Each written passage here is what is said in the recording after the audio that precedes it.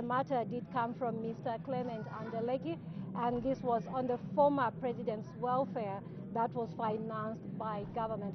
Madam Speaker's remarks were that this matter was inadmissible. The House went on to consider question for oral answer number 46 under Standing Order 76. And the House also considered questions for oral answer number 47 to 50 under Standing Order 74. Thereafter, the House proceeded to consider in the motion of thanks His Excellency the President's address that the thanks of the Assembly be recorded for the exposition of public policy contained in the President's address. This is a motion of 13th September 2023, and it was moved by Ms. Sibeso Sefulo, who is Mwandi Member of Parliament. The House adjourned accordingly at 18:39 hours. And so that is basically business that was considered on the floor of the House yesterday, Tuesday, 26 September 2023. Just now we shift our attention and look at today's order paper. Exactly. Today's order paper has 4 questions for oral answer under Standing Order 74, and we do expect a private member's motion today being a Wednesday. And of course, we expect a debate on the motion of thanks. Matimba, we take a look at the questions for oral answer under Standing Order 74. The first question, which is question number 51, will come from Lufwanyama Member of Parliament, Mr. Kensia Chisumo, and he's directing his question to the Minister of Local Government and Rural Development. He wants to find out a question in 4 parts: why the contractor who was working on the Fungulwe Road in Lufwanyama Parliamentary Constituency demobilized, leaving the road in a deplorable condition. And in the B part of the question, the Member of Parliament wants to find out at what level of completion in percentage terms the project was as of October 2022. And in the C part of the question, he wants to find out what the contract sum was, and in D, what the time frame for the completion of the project is. Question 52 is expected to come from Ms. Melisiana Piri, who is Milanzi, Member of Parliament, and she's expected to ask the Minister of Education a question in 2 parts. Part A reading, whether the government has any plans to construct a university in Katete district, and in Part D, if so, when the plans will be implemented. Question 53 will come from Chitambo, Member of Parliament, Mr. Remember Mutale, and he's posing his question to the Minister of Energy. He wants to find out in A, whether the government has any plans to connect the following institutions in Chitambo district to the national electricity grid. That's Katikululu Resettlement Scheme Phase 2 Mini Hospital, Mwimbula Mini Hospital, and Lisenga Secondary School under the Zambia Education Enhancement Project. And in B, he wants to find out if so, when the plans will be implemented. And in the C part of the question, he wants to find out if there are no such plans, why. And question 54 is expected to come from Mr. Chinga Miyutu, who is Kalabo Central Member of Parliament, and is expected to ask the Minister of Fisheries and Livestock a question in 3 parts. Part A reading, what the annual fish production is countrywide. In Part B, what measures are being taken to increase the production. And in Part C, when fish production is expected to increase arising from the measures at B.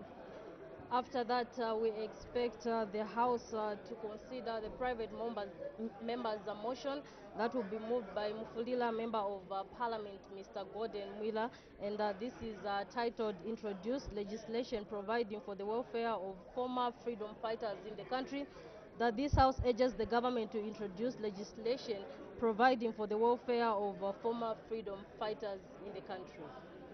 And thereafter, we do expect debate on the motion of thanks, His Excellency's the President's address, that the thanks of the Assembly be recorded for the exposition of public policy contained in the President's address. And we do expect the executive to debate to this motion, and mainly this week we do see the cabinet ministers debating to this motion. So this is just about the business that we expect the House to consider this afternoon.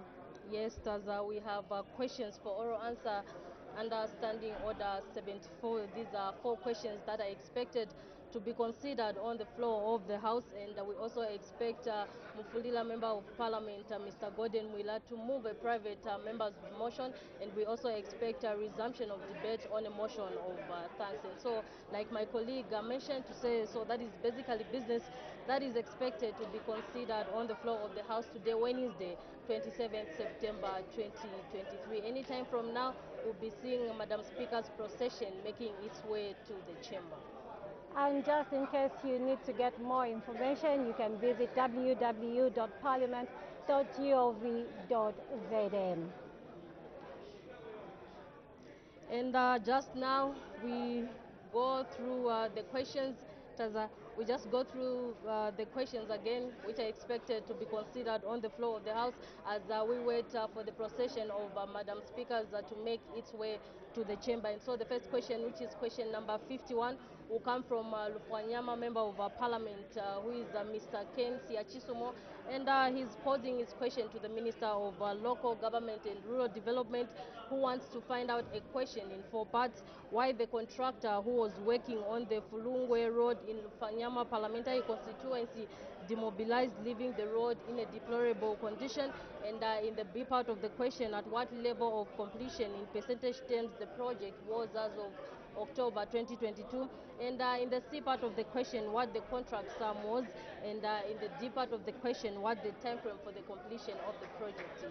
And question 52 is expected to come from Ms. Melesiana Piri Milanzi, Member of Parliament, and is expected to ask the Minister of Education a question in 2 parts. Part A reading whether government has any plans to construct a university in Katete district, and in Part B, if so, when the plans will be implemented. Shortly, we will be crossing over to the floor of the House once the Madam Speaker's procession makes its way to the chamber. So keep watching Parliament TV even as we continue giving you the updates. Question number 53 will come from Chitambo Member of Parliament, who is Mr. Remember Mutale, and he's posing his question to the Minister of Energy. He wants to find out whether the government has any plans to connect the following institutions in Chitambo district to the national electricity grid. That's Katikululu Resettlement Scheme Phase 2 Mini Hospital, and Mwimbula Mini Hospital, and the third one is Lisenga Secondary School under the Zambia Education Enhancement Project. And in the B part of the question, the member wants to find out if so, when the plans will be implemented, and in the C part of the question, if there are no such plans, why. And question 54 is expected to come from Mr. Chinga Miyutu, who is Kalabo Central Member of Parliament, and is expected to ask the Minister of Fisheries and Livestock a question in 3 parts. Part A reading whether the annual fish production, what the annual fish production is countrywide, what measures are being taken to increase the production, and when fish production is expected to increase arising from measures at B. And there you have it in picture, the Madam Speaker's procession making its way to the chamber. We now cross over.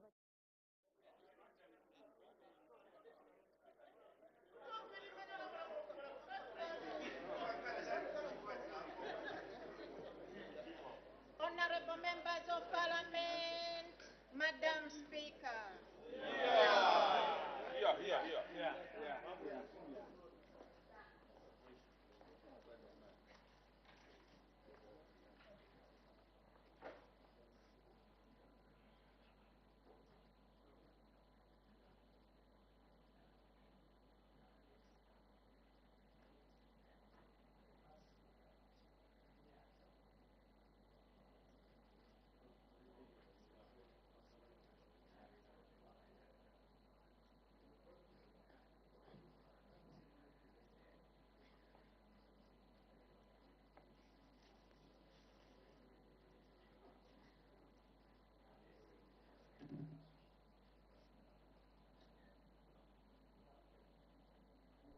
Descendants of Zambia, proud and free, land of wealth and joy in unity, victors in the struggle for the right.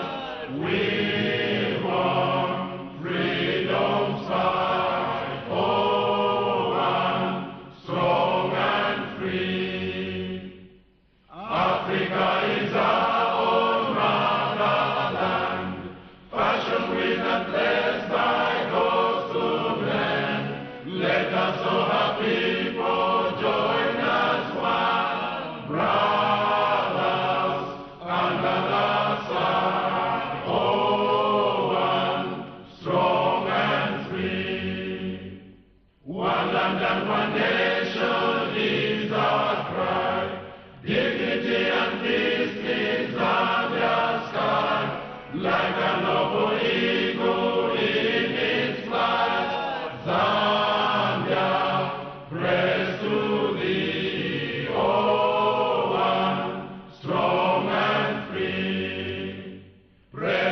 to Presti,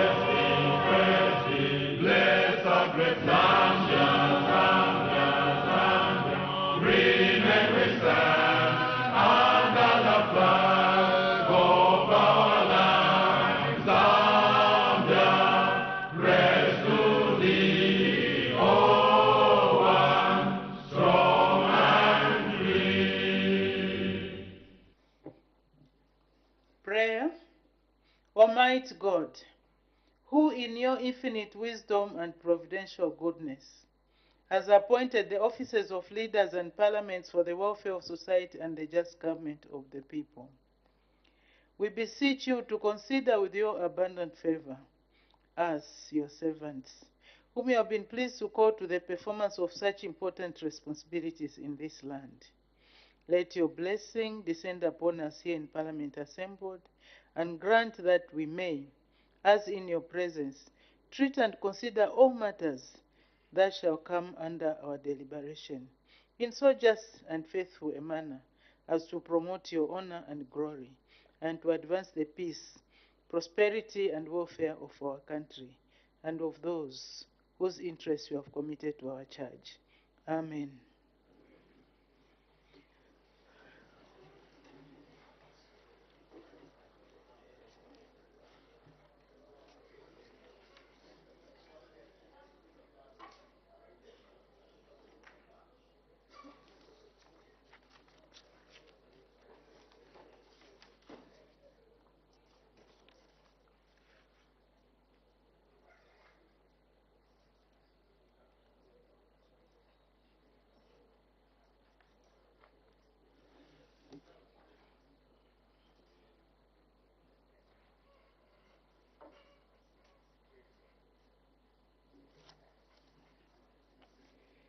Honorable members, I have two announcements to make.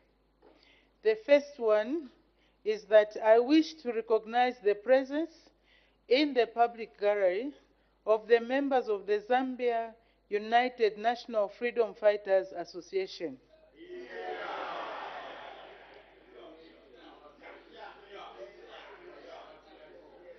On behalf of the National Assembly of Zambia, I warmly welcome our visitors in our midst. I thank you. The next announcement is that I wish to recognize the presence in the public gallery of pupils as well as teachers from Eagle's Nest School in Lusaka District. On behalf of the National Assembly of Zambia, I warmly welcome our visitors in our midst. I thank you. You may take your seat.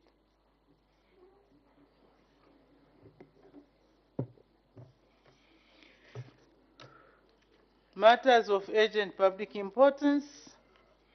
We have two indications. We start with the Honorable Member for Kasenengwa.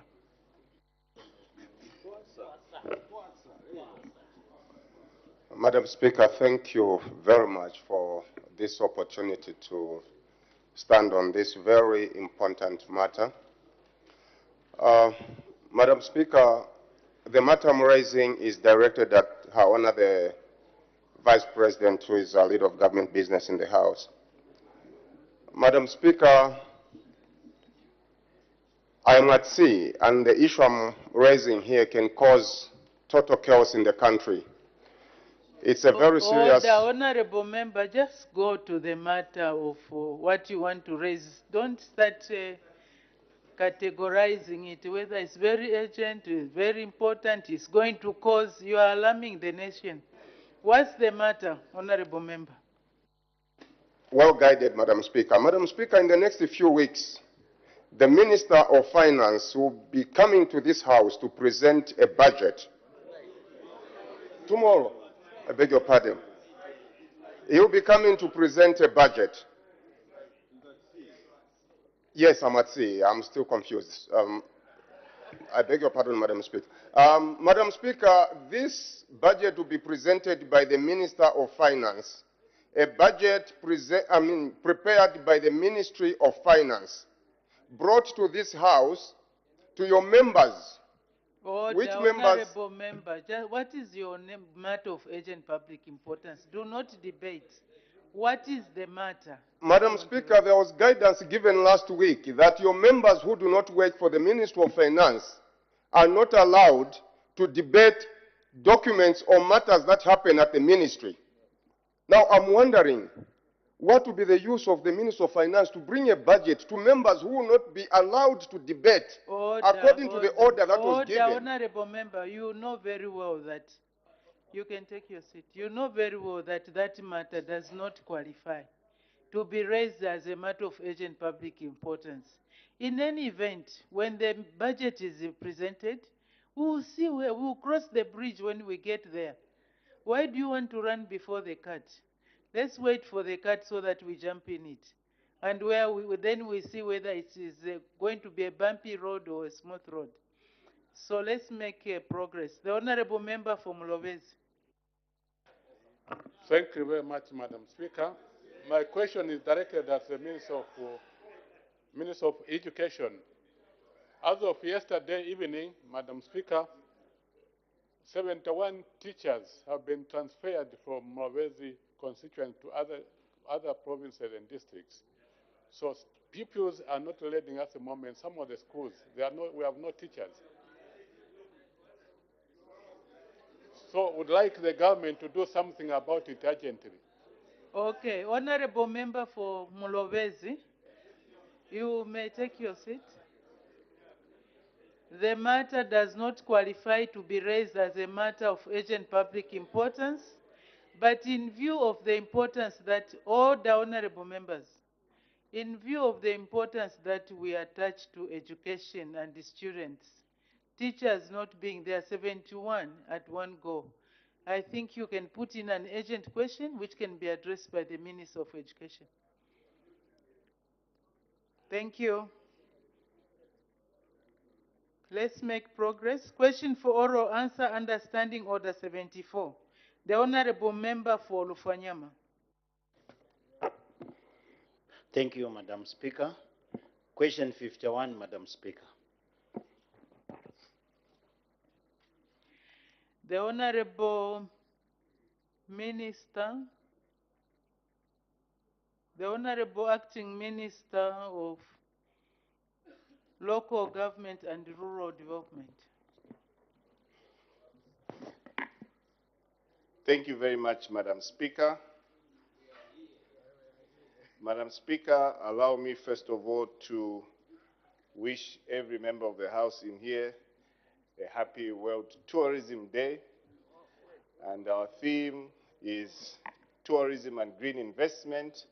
I'd like to encourage each and every one of us to take a holiday and please take it local. Madam Speaker, the Minister of Local Government and Rural Development has been asked a question by Honorable Member of Parliament for Lufanyama as questions related to why the contractor working on the Fungulwe Road of Lufanyama Parliamentary Constituency demobilized, leaving the road in a deplorable condition, and B, at what level of completion in percentage terms the project was as of October 2022, and C, what the contract sum was, and last but not least, Madam Speaker, what is the time frame for the completion of the project? Madam Speaker, in our attempt to answer the question, the contractor could not continue with the works due to non-payment resulting from budgetary constraints on government's end. On question B, Madam Speaker, as of October 2022, last year, the progress on the project was sitting at 46% complete. In C, Madam Speaker, regarding to the contract sum for the total project was 38,568,892.63. And last but not least, Madam Speaker, the contract duration was for 2 years, of which the end date was supposed to have been June of 2022. Madam Speaker, I thank you. Thank you. Supplementary questions. The Honorable Member for Lufwanyama. Thank you, Madam Speaker. Looking at the importance of the road, it has got quite a number of farmers, Madam Speaker, who stay on the other side. During the rainy season, they are cut off, getting their farm implements and some other necessities.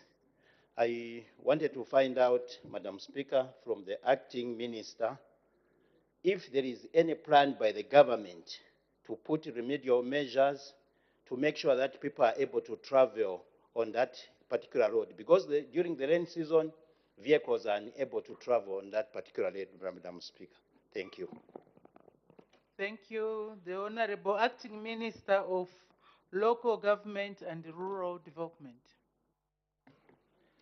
Madam Speaker, thank you very much, and I thank the Honorable Member of Parliament for that follow-up question. Indeed, we do sympathize with the people of Lufwanyama with regards to the termination or to the demobilization of that project. And I would like to just take back the House to agree with us that that particular project was one of the 197 feeder roads that were cancelled due to budgetary constraints. And in terms of how we're going to manage this particular facility, Madam Speaker, we encourage our local authorities in those constituencies to be able to assist government by way of using the earth-moving equipment that reside within those particular constituencies.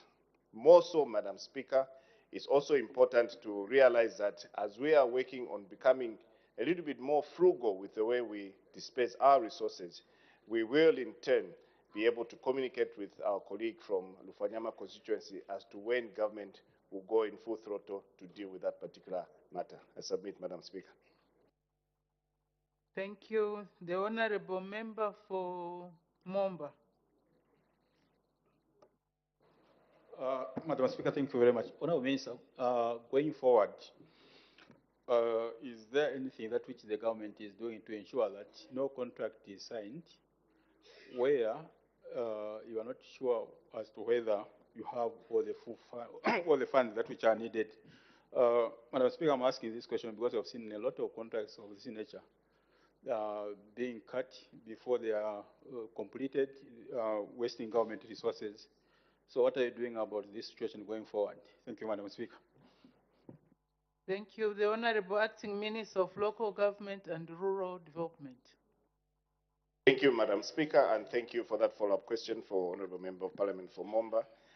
I think we all agree that the 197 feeder road contracts which were cancelled was as a result of the insatiable appetite of our colleagues who had issued out contracts way above what was budgeted for. Now, what you will see, Madam Speaker, within the ministry this time around will be that a number of these particular feeder roads will have to be done as and when they're sitting in the annual work plan of the ministry. Now, as per usual, each annual work plan in the ministry actually has a corresponding budget line, as it were. And you will notice that going forward, any such contracts which will be signed by the ministry will have a requisite budget line that goes to it to ensure that we have 100% completion of those particular projects. Madam Speaker, I submit. Thank you. The Honorable Member for Lufwanyama. Thank you, Madam Speaker, and thank you, Acting Minister of Local Government, for your response to use machinery which were procured within the district. Thank you for that advice. And looking at the state of the road, Madam Speaker, and the stretch, the council can be strained on that one. What I wanted to find out from the minister is there any plans in the near future under the new Dawn government to engage another contractor? Because the contractor who was there, as you have said, he was amongst the 180-something, it means his contract was terminated. Now, is there any plans because as you know, Rufanyama is one of those districts which were neglected by successful governments, as I always mention, and we are still closed. So is there any plan, Minister? Thank you so much, Madam Speaker. Thank you, the Honorable Acting Minister of Local Government and Rural Development. Thank you very much, Madam Speaker, and thank you for that follow-up question, Honorable Member of Parliament for Lufwanyama. Madam Speaker, at the risk of making government assurances, no, yes, indeed, the government of the Republic does have plans to deal with most of the feeder roads across the country. But what is important, Madam Speaker, is that as we are working on identifying this particular economic roads such as his, which are connecting farmers, which obviously we regard as a bedrock of our economy, we will be looking at how best we are going to be reprogramming these particular roads, as it were, I had mentioned earlier. Once those roads are identified and are sitting in the annual work plan, we will definitely be reaching out to you. Basically, based on priority-wise, we should be able to come and redo those particular roads. And yes, indeed, the contract was cancelled, and most likely the contractor will have to, the new contractor will have to be identified to finish the works. I submit, Madam Speaker. Thank you. It's a constituency-based question, so we can make progress. Next question, the Honorable Member for Milanzi.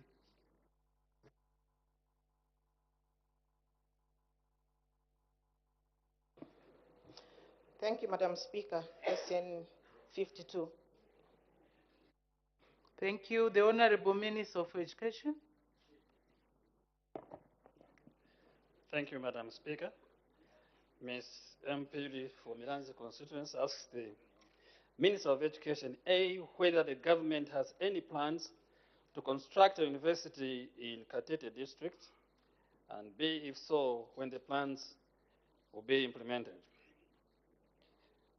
Madam Speaker, I wish to inform the House that A, yes, the government has plans to construct a university in Katete district, and B, the commencement of the plans depends on the availability of funds. Madam Speaker, you may note that the New Dawn administration has inherited a lot of incomplete university infrastructure projects, and that government will only consider new projects after completing these projects, some of which stood as way back as 2013, 2014. I thank you. Thank you. Supplementary questions, the Honorable Member for Milanzi.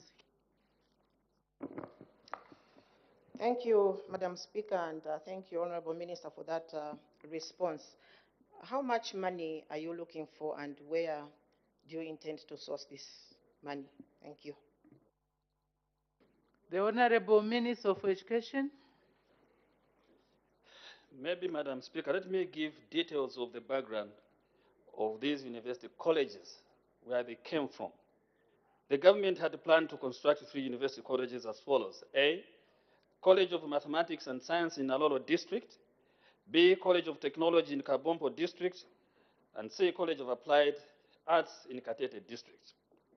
To that effect, Government of the Republic of Zambia signed loan agreements with the Arab Bank for Economic Development in Africa, Kuwait Funds for Arab Economic Development, OPEC Fund for International Development, Abu Dhabi and Saudi Arabia for the construction of 3 university colleges in Zambia in the year 2011 under the Ministry of Education.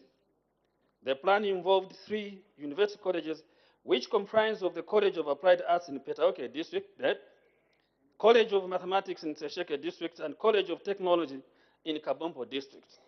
The project sites of the construction of Sesheke and Petauke were changed to Nalolo and Katete districts, respectively. The details of the agreement between the Republic of Zambia and financiers were as follows. Abu Dhabi Fund for Development. The fund would lend the government an amount of equivalent to $10 million at the rate 1.5% per annum. The loan recovery was expected in 2019. Arab Bank Economic Development in Africa, the loan amounting to $5 million $400,000 was signed in December 2012. The oil producing and exporting countries, OPEC, the loan amounting to $10 million was signed on 19th August 2013, and repayment was expected to commence in 2018. The Kuwaiti Fund for Arab Economic Development, the agency pledged a loan amounting to $13,266,998. The Saudi Fund for Development, this was a new entrant and had not yet signed any loan agreement. The implementation of the project involved the construction, equipping, and furnishing of 3 new colleges under university education, namely College of Mathematics and Science in Nalolo District, College of Technology in Kabumpo District, and College of Applied Arts in Katete District. Since 2015, marked progress had been made with regard to the operationalization of the loan facility and the commencement of the project. The project provided for the creation of the project implementation unit and the engagement of a consultant to design and supervise the construction of works, and the following had so far been done. 1, the appointment of the project implementation unit, and 2, procurement of consultant services for the design and supervision of the consultant's works. Tender processes for the procurement of consultant services through an expression of interest to design and supervise the project was undertaken in 2017 to 2018 period. Kabompo College of Science and Technology shortlisted bidders and ranked as follows: Spectrum Architectural Consultants, the leader associates, Case Architects in Saka Consortium, CM Lisul and Wari, Consolidated Consultants, Jordan, Engineering Consultants Group, ECG, Egypt. The requests for proposals were sent to the eligible bidders in November 2017, and the deadline for the submission of the bidding documents was 28th January 2018. Consultants for the environmental impact assessment for the 3 universities. The consultant, Zenith Consulting, undertook the environmental and social impact assessment on the 3 sites. The loan agreement signed in 2011 required that government contributes counterpart funding amounting to $3,057,000. At that time, it was 30 million kwacha. You may recall that since 2018, government had been implementing a set of austerity measures aimed at reducing the local and foreign debt stock. This was to try and put the country's economy back on the track, and among the measures was to suspend, or the suspension of construction of new infrastructure, and only concentrated on those that were 80% completion. Unfortunately, the financiers pulled out, and the loan agreement has since been cancelled.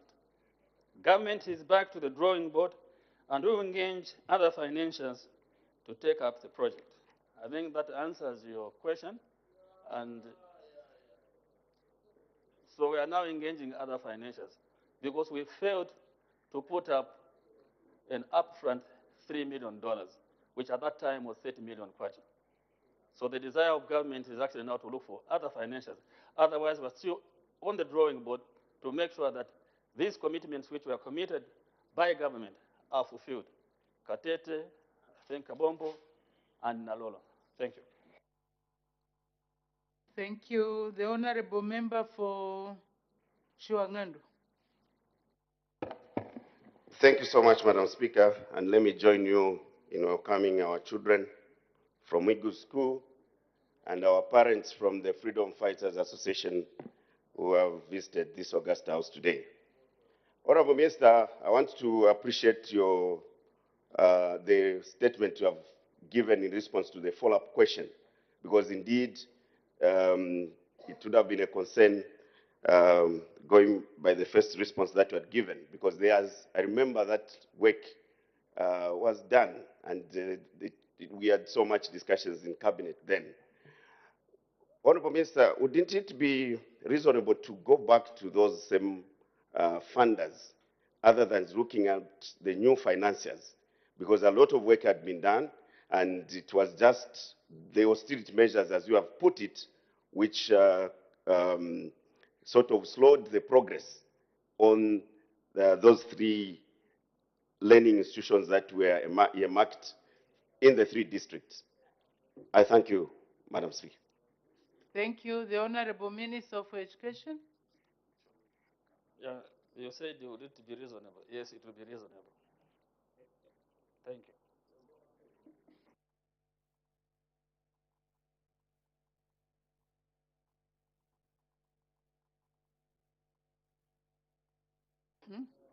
The shortest verse in the Bible. Jesus wept. The Honorable Member from Sanzala. Thank you, Madam Speaker. Thank you, Minister, for that answer.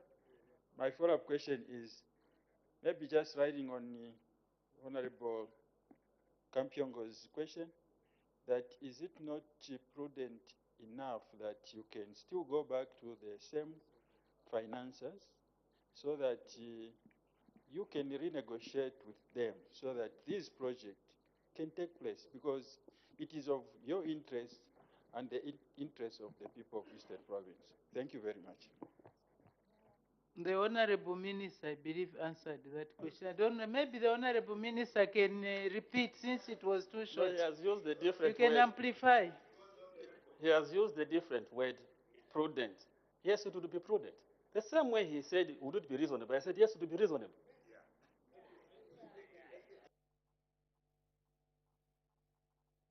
Thank you. Let's make progress. Next question, the Honorable Member for Chitambo. Question number 53.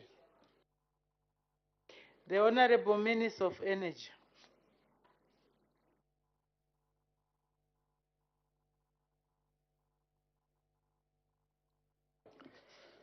Thank you, Madam Speaker. Mr. Member Chandamtale MP Chitambo Parliamentary Constituency is asking the Minister of Energy 3 questions. A, whether the government has any plans to connect the following institutions in Chitambo district to the national electricity grid. B, with 3 subsections. These are Katikulula Resettlement Scheme Phase 2 Mini Hospital, 2, Mwimbula Mini Hospital, and 3, Lisenga Secondary School under the Zambia Education Enhancement Project. Question B, if so, when the plans will be implemented, and finally C, if there are any such plans, why? If there are no such plans, why? Madam Speaker, the answer to question A is as follows. The government, through the Rural Electrification Authority, has plans to connect the following institutions in Chitambo district to the national electricity grid. 1, Katikulula Resettlement Scheme Phase 2 Mini Hospital. 2, Mwimbula Mini Hospital. And 3, Lisenga Secondary School. The answer to question B is the Rural Electrification Authority, REA, conducted feasibility studies for Katikulura Resettlement Scheme Phase 2 Mini Hospital in August 2023. The authority also conducted feasibility studies for Mwimbula Mini Hospital and Lisenga Secondary School in September 2022.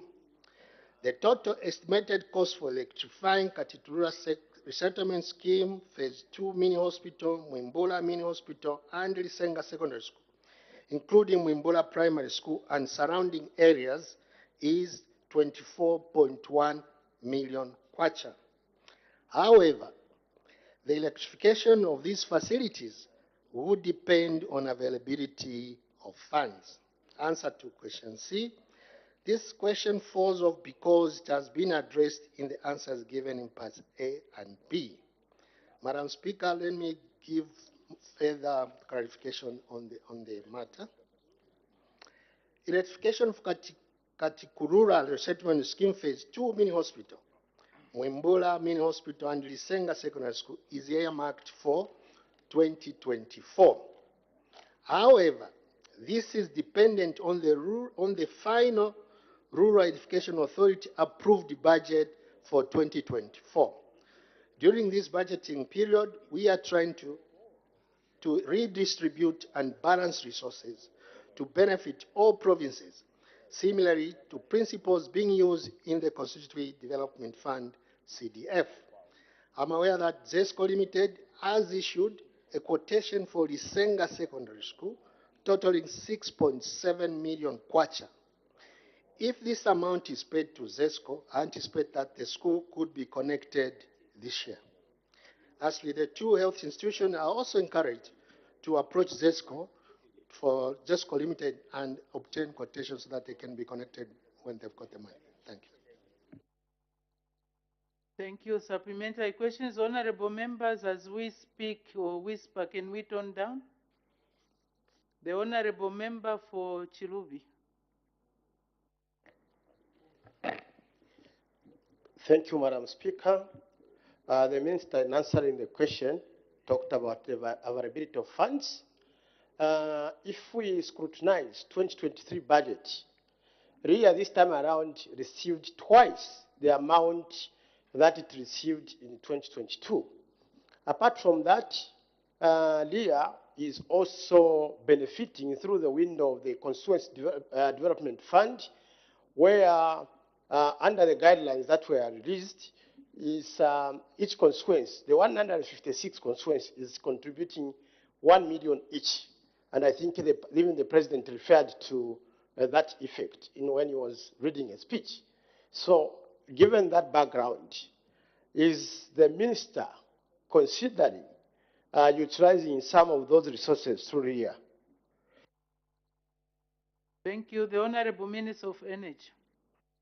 Thank you, Madam Speaker.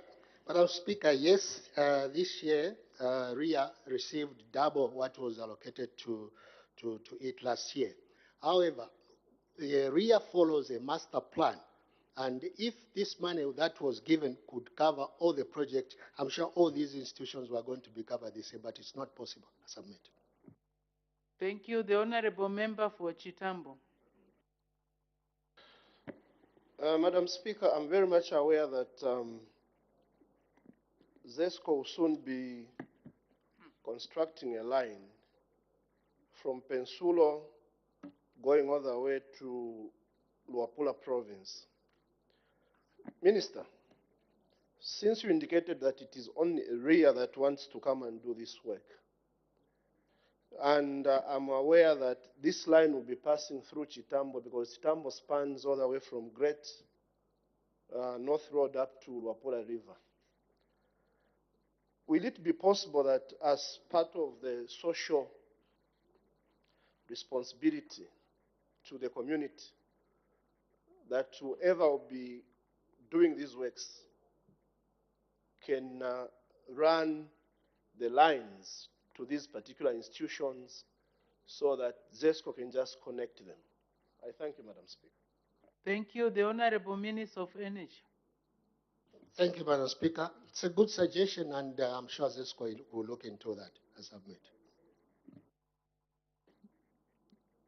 Honorable Member for Chitambo, you have another question? Okay. The Honorable Member for Shuangando. Thank you, Madam Speaker. Honorable Minister, may I just learn something from you regarding the connection fee structures? Do RIA apply the same in terms of connection fees as ZESCO? Because at least we have seen ZESCO publish how much it is costing to do connections to personal properties and public facilities. I thank you, Madam Speaker. Thank you. The Honorable Minister of Energy. Thank you, Madam Speaker. Though this is a new question, I'll try to answer it this way. There is no discrimination as up to now between urban connections and rural connections. However, the ERB is looking into this problem and will soon be able to update the nation on the way forward. I submit. Thank you. The next question, the Honorable Member for Kalabo Central. Thank you, Madam Speaker. Before I state the number, Madam Speaker, we are saddened by the death of a schoolboy was run over by one of the trucks involved in the construction of the bridge. So may his soul rest in peace. Question number 54. The honorable members want to know, where did the accident happen?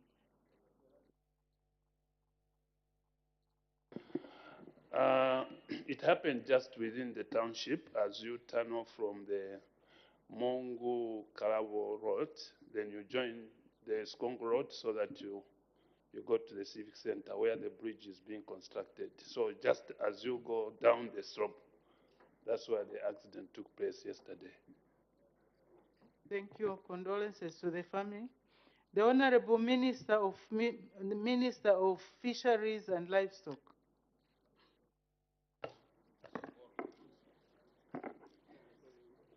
Thank you very much, Madam Speaker, and my condolences to the bereaved family. Madam Speaker, the honorable member is asking Ministry of Fisheries and Livestock a question in three parts. In A, what the annual fish production is countrywide. In B, what measures are being taken to increase fish production. And in C, when fish production is expected to increase arising from the measures in B. Madam Speaker, our response is as follows. In A, the annual fish production countrywide based on the 2022 fish production estimates was 175,575 metric tons. To divide this figure,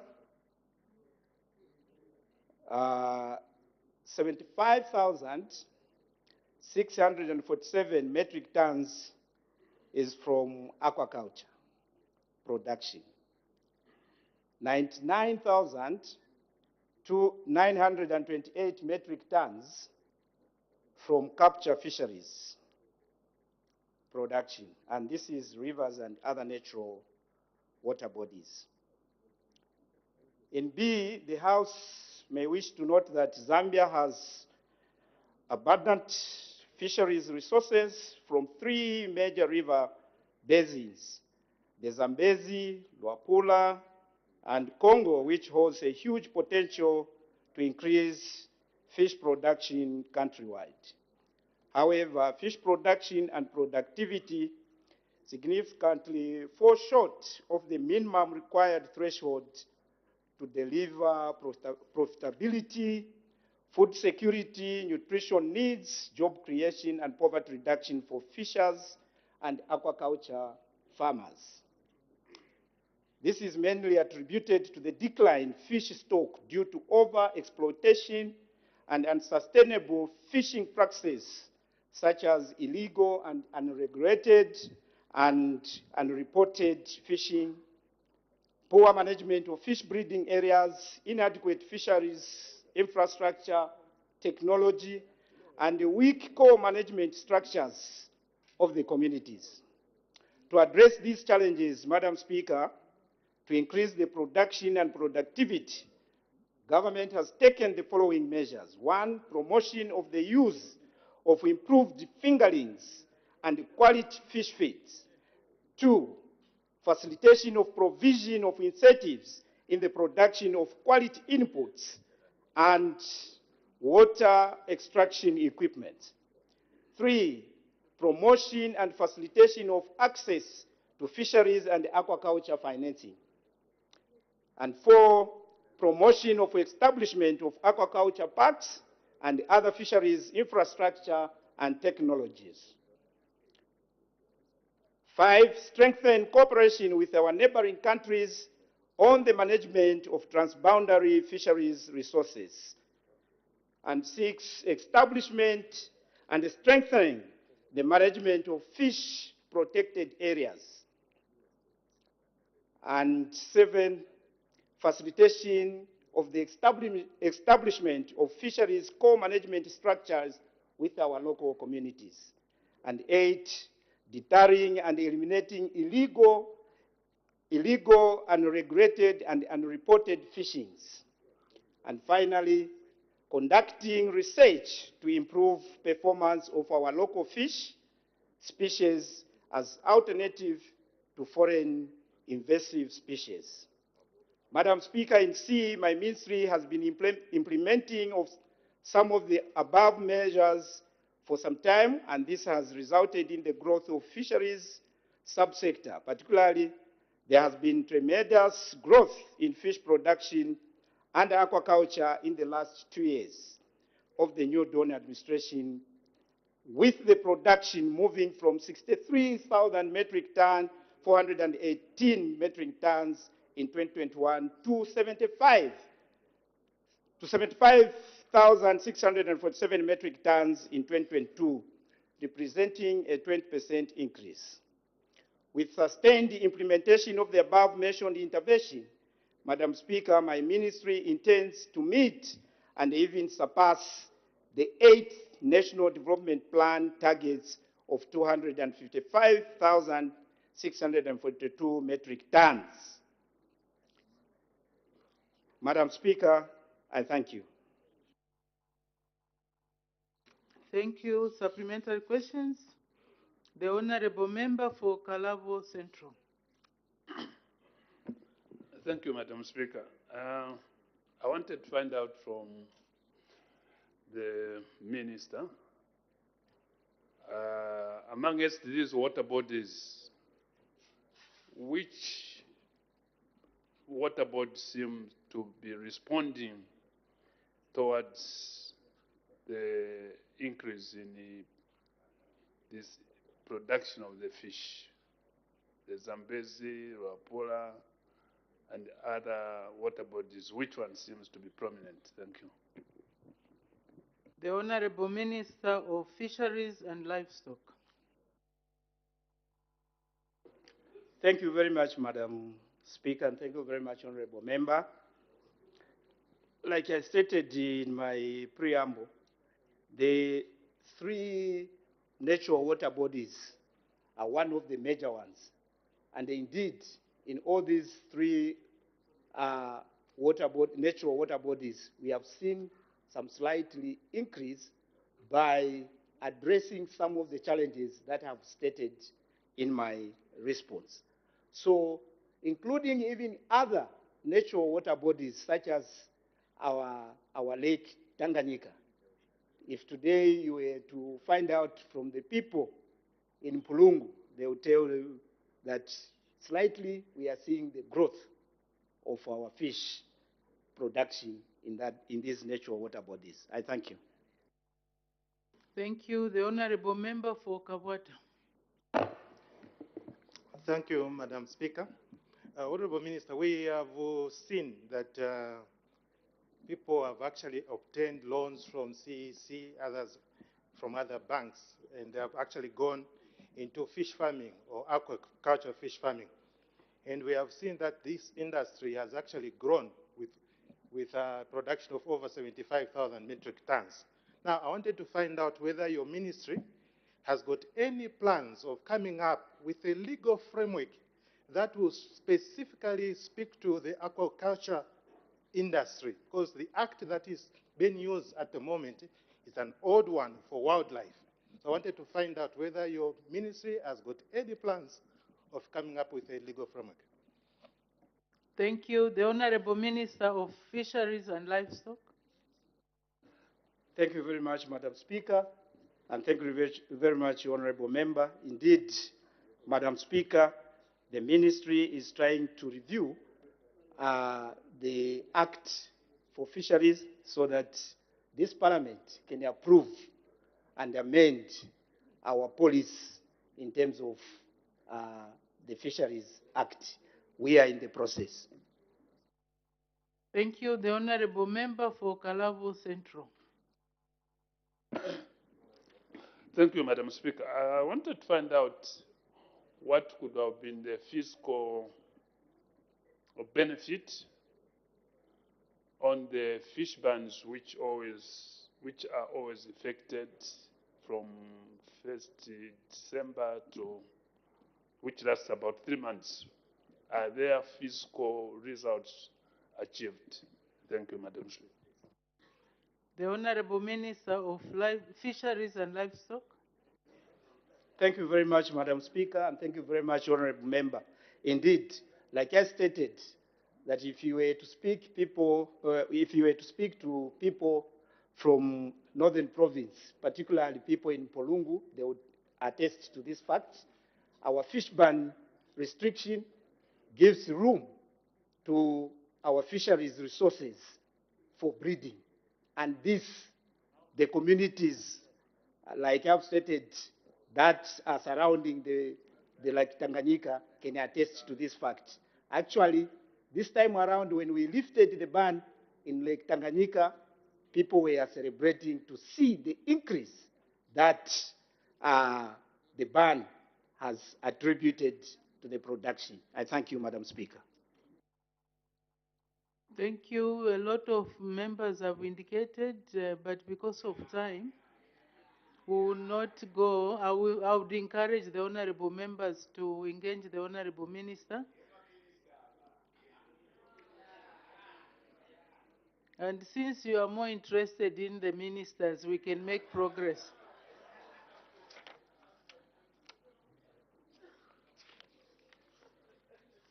Notes of motion, the honorable member for Mufrira. Madam Speaker, I beg to move that this House urges the government to introduce legislation providing for the welfare of former freedom fighters in the country. Is the motion seconded? Yes, Madam Speaker. Seconded by the honorable member for Chama North.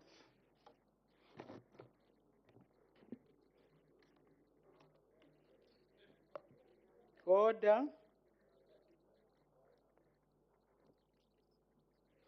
The question is that this House urges government to introduce legislation providing for the welfare of former freedom fighters in the country. Any debate? The honorable member for Mufrira. Madam Speaker, I thank you for allowing me this opportunity to bring this motion before this House. Madam Speaker, this motion is non-controversial, non-political, because it aims at taking care of the people that fought for the independence of this country. Madam Speaker, this motion was motivated by my interactions with a lot of freedom fighters in my constituency, in the district, and also through interactions with my fellow members of parliament and people in the community. Throughout these interactions, Madam Speaker, it became very clear that a lot needs to be done to take care of the fighters, of the freedom fighters in this country. All along, the welfare of the freedom fighters has been at the mercy of the government in power. Government recognizes acts of freedom fighters during the national commemoration, for example, the Africa Freedom Day, the Unity and Heroes Days, and the Independence Day. After the celebrations, the freedom fighters are ferried back to their homes, waiting for yet another similar day in the years to come. Madam Speaker, according to the Constitution of Zambia, Article 266, freedom fighter is defined, or it means a person who fought for the independence of the former protectorate of Northern Rhodesia to become the Republic of Zambia. This is what our Constitution defines the freedom fighter to be. Further, in the preamble to the Constitution of Zambia, it declares that we, the people of Zambia, recognize and honor the freedom fighters who fought for the independence of our nation in order to achieve liberty, justice, and unity for the peace of Zambia, for the people of Zambia. Madam Speaker, beyond what the Constitution says or refers to regarding the freedom fighters, there is no other legislation that provides or puts in practice what the Constitution states in its preamble and in its definitions. There is currently no legal framework regarding freedom fighters in Zambia. Nothing tangible has been done for the freedom fighters beyond the recognition in the Constitution for their sacrifice to deliver independence to this country. So we need legislation to operationalize this recognition and honor as provided for in the Constitution. Former freedom fighters need more than just recognition and honor. They need care. Unless we legislate for this care, the freedom fighters across the country will remain destitute and languishing in poverty in their own country for which they sacrificed life and blood. Such a law will also remove the arbitrariness of which the freedom fighters are treated whenever they want to access government services. It will guarantee provision of public services regardless of who is in government at any given time. Madam Speaker, some people may argue that we may probably just need a policy and not legislation. But examples are abound that within our country, we have certain pronouncements that have just been documented in the form of a policy, and the enforcement has been a problem. Asking the technocrats, they will tell you that we need a legal framework to enforce the policies. So what this motion seeks today is to go beyond asking for a policy, but to have a law that will guarantee the welfare of the freedom fighters. Madam Speaker, statistics indicate that currently we have 1,819 registered freedom fighters. Of course, this number has been gathered by those freedom fighters that are still around and according to their capacity to document the numbers. Surely, with support from the government, this number is likely to go up if the whole country was to be searched. Madam Speaker, even with this number that is there, it is very clear the problems that the freedom fighters face: lack of shelter, lack of meals, lack of regular income from the state in the form of social protection. Not every freedom fighter is on the social cash transfer program. Struggle to meet bills for utilities. Lack of proper and specialized medical care. These are the challenges that the freedom fighters face.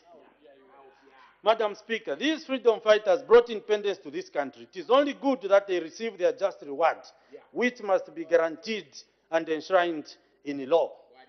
Madam Speaker, what this motion seeks to achieve in this country is not unprecedented. We have within the region and across the world similar legislations in countries such as South Africa, Zimbabwe, the USA, UK, Bangladesh, India. They have in place specific government ministries or departments responsible for taking care of freedom fighters or veterans, as the case may be. Madam Speaker, you may wish to know, for example, in Zimbabwe, President Mnangagwa signed the Liberation Struggle Act in 2020. This act gave way to the establishment of the Veterans of the Freedom Struggle Board and creation of the Veterans of the Liberation Struggle Holding Company. This is meant to make support for the freedom fighters self-sustaining. In South Africa, we have a similar act. They have a similar act, rather. Parliament enacted the Military Veterans Act of 2011, which promised, among other things, monthly military pensions, subsidized housing, and comprehensive health services, public transport, education support, among many others. Similar things have happened, Madam Speaker. In Bangladesh, the government has put mechanisms in place which are aimed at empowering freedom fighters.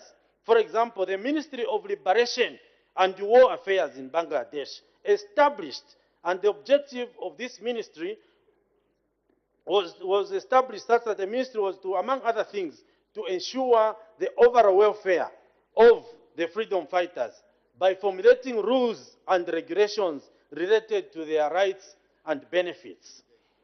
In India, for example, the government has been earnestly implementing the welfare schemes for the freedom fighters who participated and suffered untold miseries in the freedom movement of that country. Madam Speaker, these are the examples that the motion is not asking for something that is unprecedented, but in other countries, in other jurisdictions, some of them whom we even housed, some of them who fought for their liberations while based here in Zambia, have already moved a step ahead.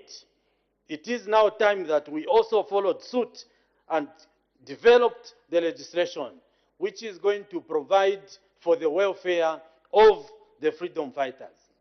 Madam Speaker, as we debate this motion this afternoon, it is not the time to ask what previous governments did, starting with UNIP, the MMD, the PF. This is not the time to question what the previous governments did. It is the time to act now that this question has been raised. Each government that has been in place has done what it could according to the tenure and mandate that was given to it by the people of Zambia. Governance is a continuous process. Now is the time to move a step further and ensure that there is a law that guarantees the protection and support. After all, Madam Speaker, we are not talking about a number that will be increasing year after year. The liberation heroes is a well-known number. And every day that passes, every sun that sets, we keep losing, and this number keeps reducing. We should not sit here and watch the number reduce without having done anything to support the cause and the welfare of our freedom fighters.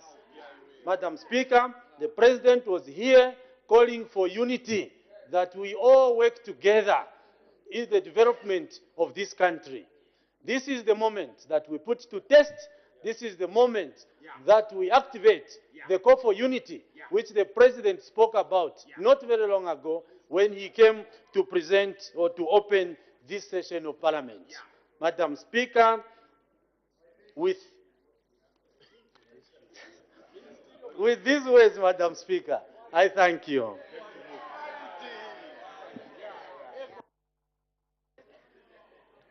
I don't know how many movers of motion we have.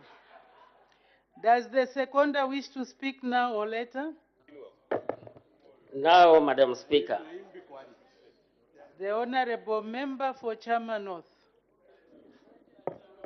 I'm grateful, Madam Speaker, for according me this rare opportunity to second this very, very important motion moved ably by Honorable Gordon Mwila, Member of Parliament from Fulira Central. Madam Speaker, the theme of this motion is urging the government to introduce legislation to take care of the welfare of our freedom fighters. Madam Speaker, as the mover has already stated, this is a non-controversial motion. This motion cuts across political and religious divides.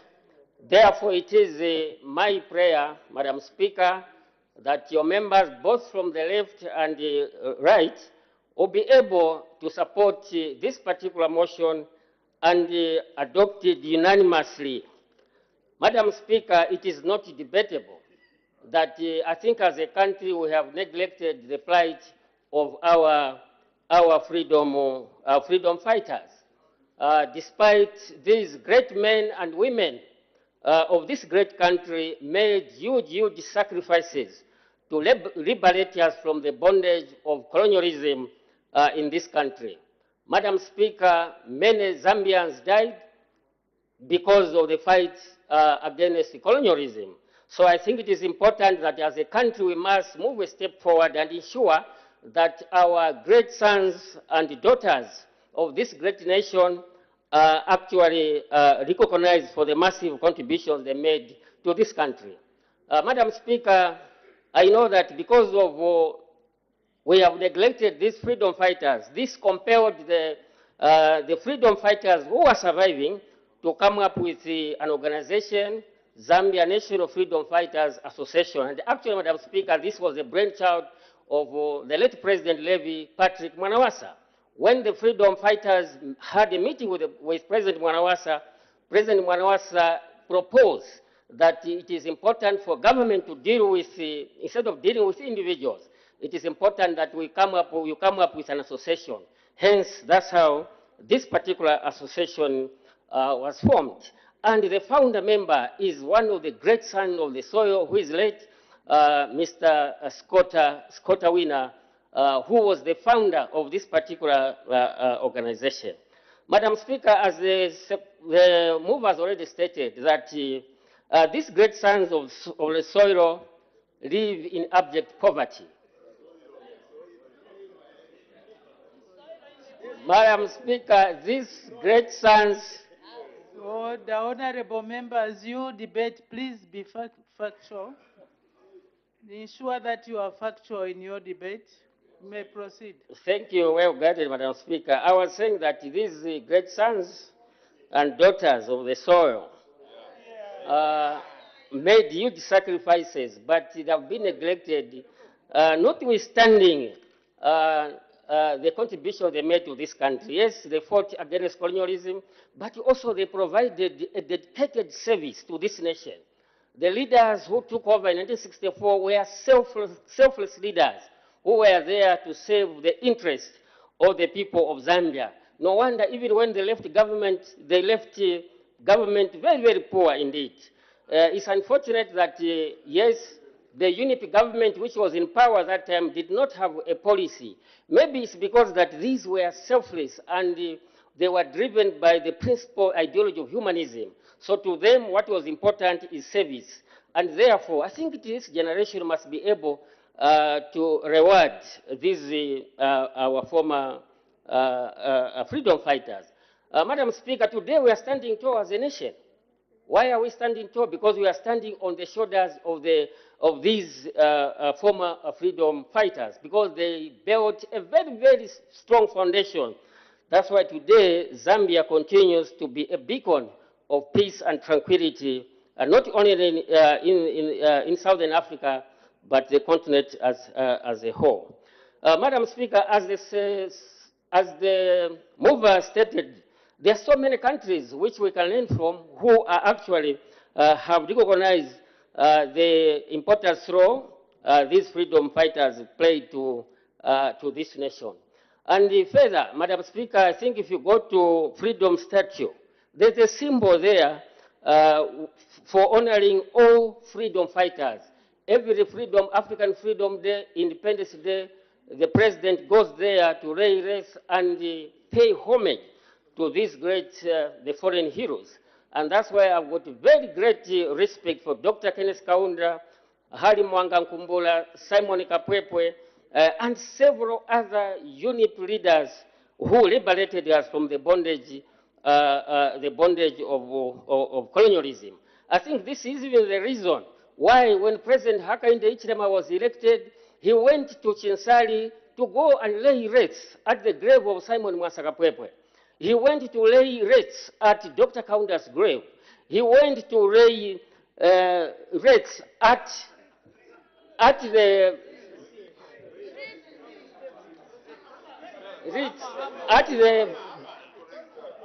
the grave of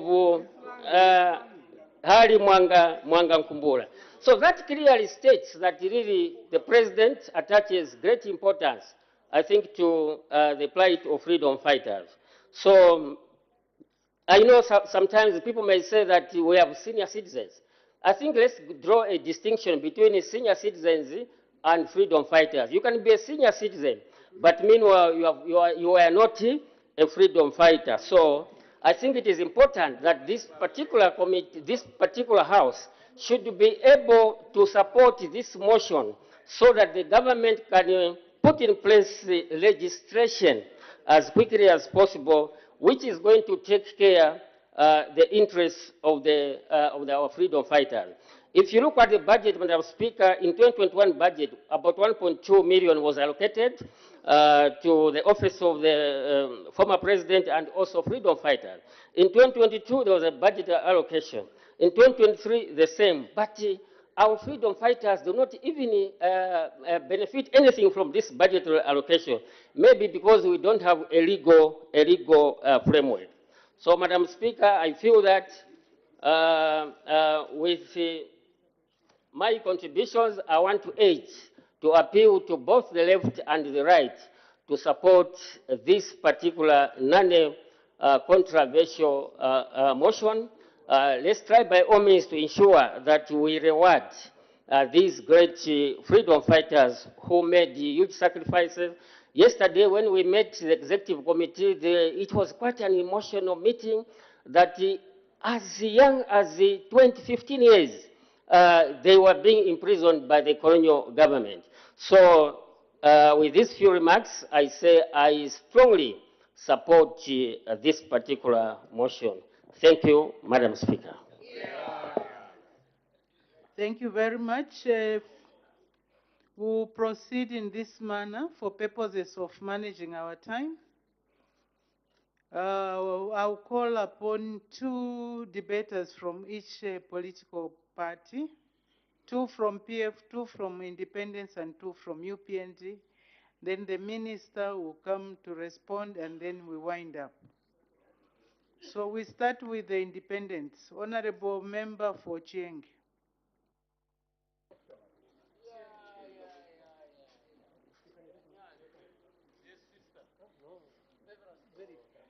Thank you so much, Madam Speaker.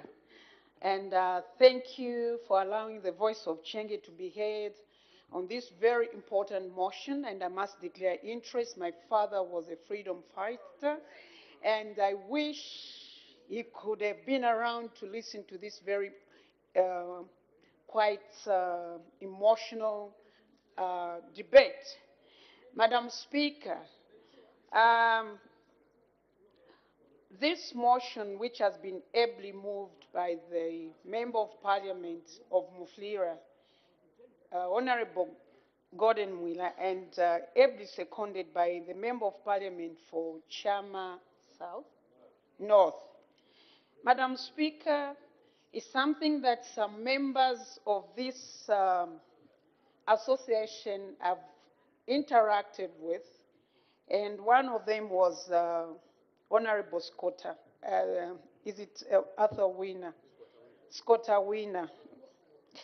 We once met at Parliament Motel with also other members.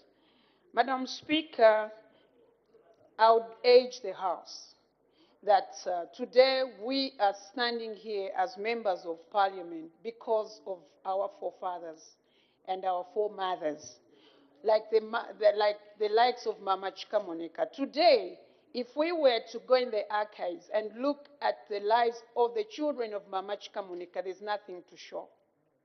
If today we go in the archives, of the children of course, all the freedom fighters, the Haring Kumbla and others, Madam Speaker, you see that it's just a name. But what is it that they can show the efforts of their fathers that they contributed to the independence of this country? Madam Speaker, may I suggest to the House the reason why we are debating this very important motion is that our freedom fighters, some of them, they do not even have pieces of land which they can even leave as inheritance for their children.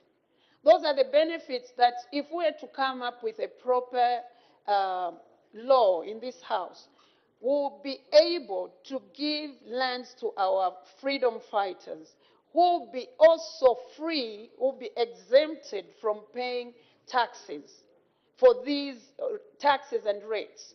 So that these lands, there's also a law to caveat these lands so that when they are gone, their generation will be able to point at something that this is what our forefathers fought for.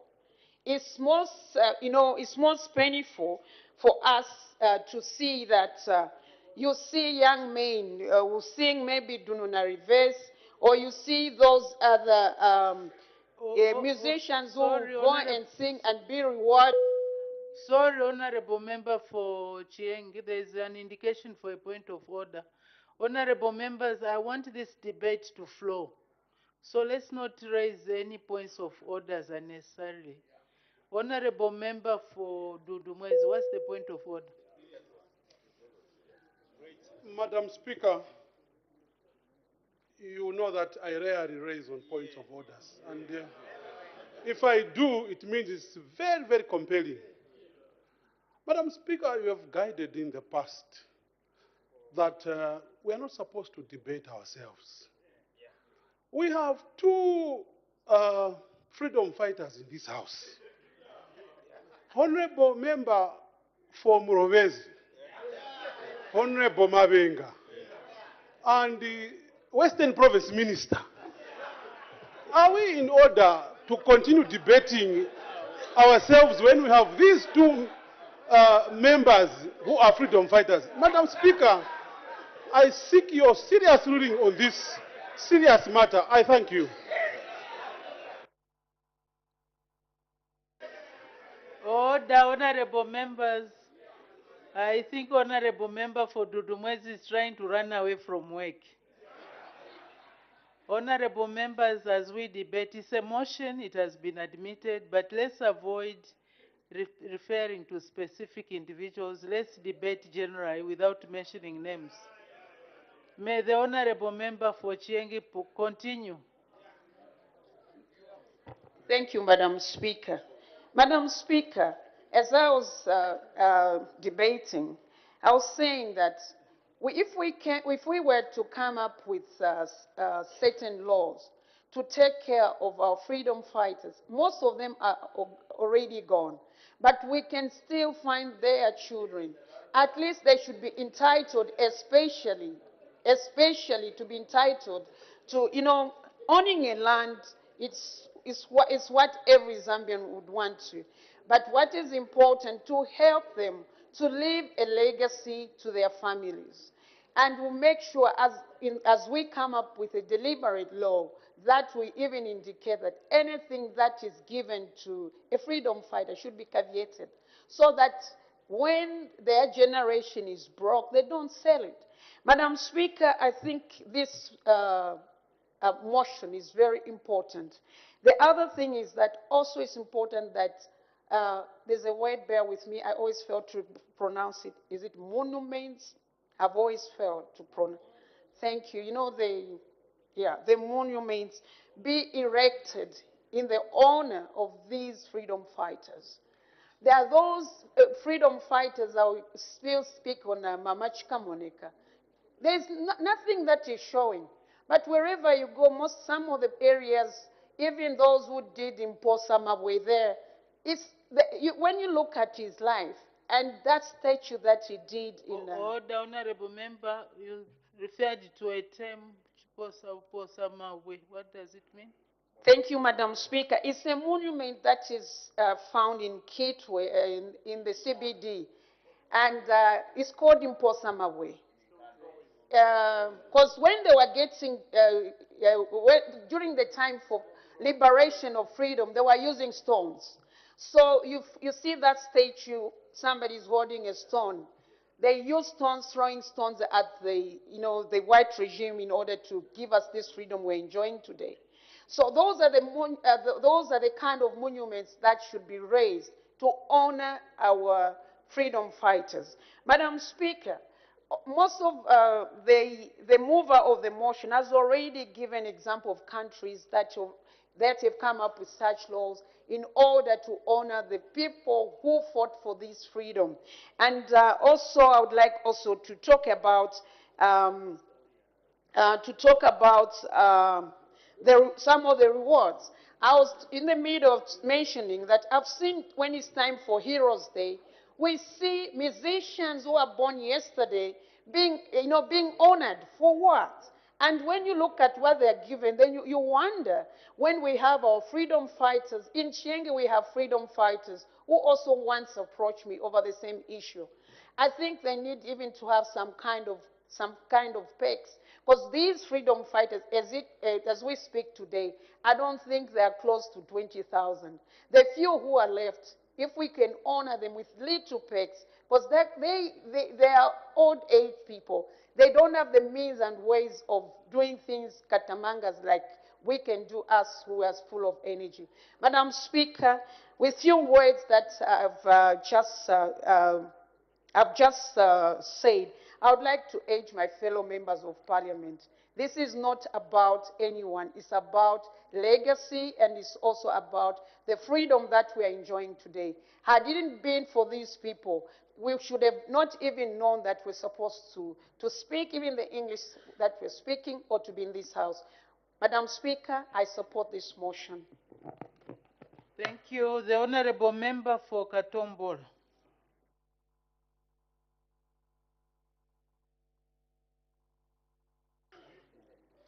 Thank you very much, Madam Speaker, for giving the people of Katombola an opportunity to take a bite on the motion before this August House. Madam Speaker, the position of the people of Katombola constituency is that the issue that is being raised is one that could be considered in the future, and also, Madam Speaker, that this government has already put up mechanisms. There are already mechanisms, Madam Speaker, like I properly admitted by the seconder of the motion before this August House, that in the 2022 budget, money was allocated to the freedom fighters through the office of the first president. There was a provision for the freedom fighters. I think the real issue, Madam Speaker, is to, through their association, which is the Zambia National Association of Freedom Fighters, to engage government so that if they are not getting the money, so that they can be able to receive their money. Additionally, Madam Speaker, there are a number of amenities government has provided in order to redress the situation of our parents that we cherish so much. One of them is availability to them of social cash transfer, availability also of medical free treatment for all the elders in the Republic of Zambia. Additionally, Madam Speaker, if they are not getting social cash transfer, Madam Speaker, there is a window under FISIP for them to be able to access. There is also a window which is a credit window, Madam Speaker. The freedom fighters are also, Madam Speaker, could I be allowed to Honorable members, please. You don't debate while seated. Allow the Honorable Member for Katombola to advance his arguments, and then you can respond if you want to. Honorable Member for Nkana, you are a culprit. May the Honorable Member for Katombola continue. Thank you very much for the protection, Madam Speaker. We love our parents. We appreciate the work they did, Madam Speaker.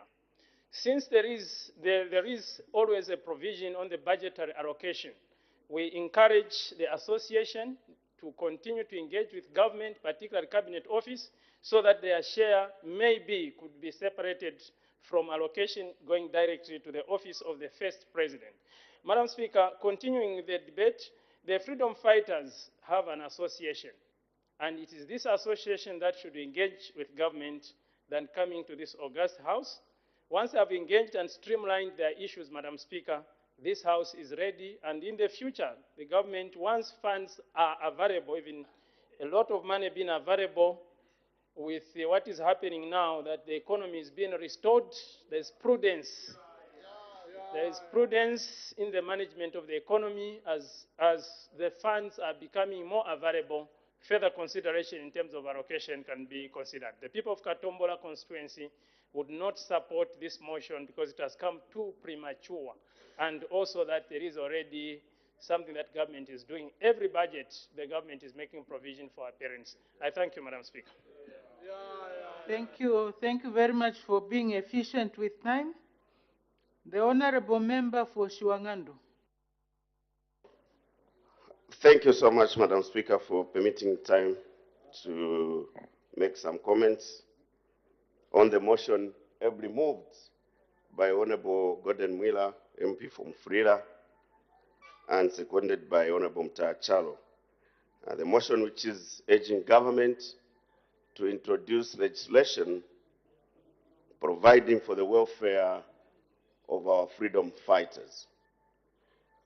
Indeed, Madam Speaker, like the move of the motion stated, Madam Speaker, before I proceed with the motion, may I just recognize a colleague of ours who has changed positions from where I used to be here as Southern Province Minister. You remember a week ago, I was just stating this fact that we would want to see him where he's seated now, so that he can stop points of orders.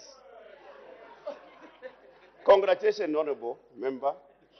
And we welcome our dear sister there. I didn't know that there were prophets in the house. We welcome our sister to the backbench. Tours of duty begin and tours of duty end. Please focus on your new tour of duty. This is public service. You are encouraged to forge ahead and remain focused in serving the people of your constituency. Back to the motion, Madam Speaker. I want to agree with the move of the motion who stated that there shouldn't be any blame game as we deal with this very interesting motion.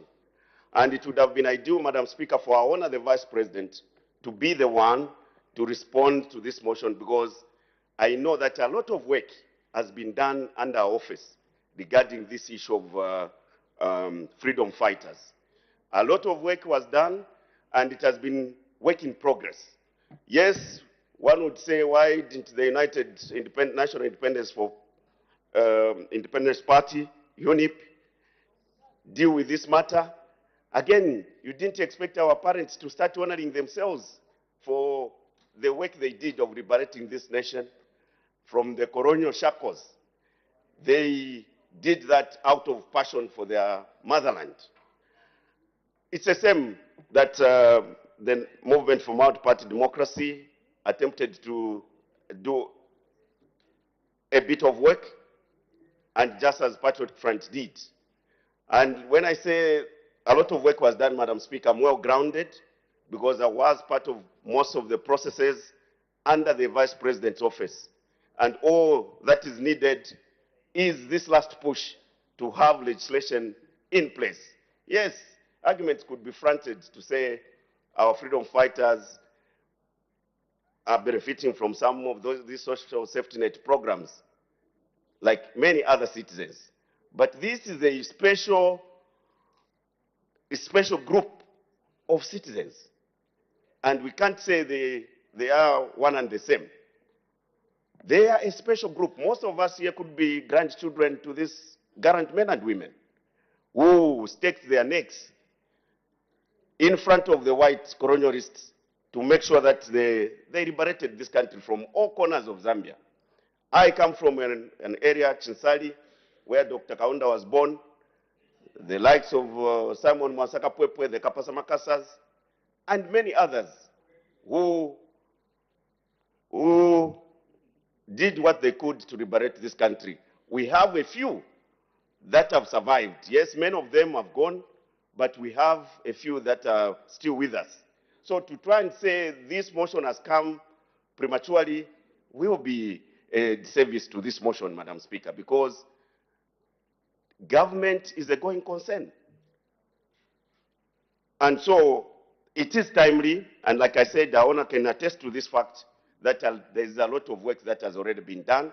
And working with the Freedom Fighters Association, there is a lot of progress. What we would want to see is something that is obtaining in other countries of the SADC region. Many of these countries got independence way after us. And you may remember, Madam Speaker, that Dr. Kaunda and his colleagues did realize that Zambia being independent was not enough.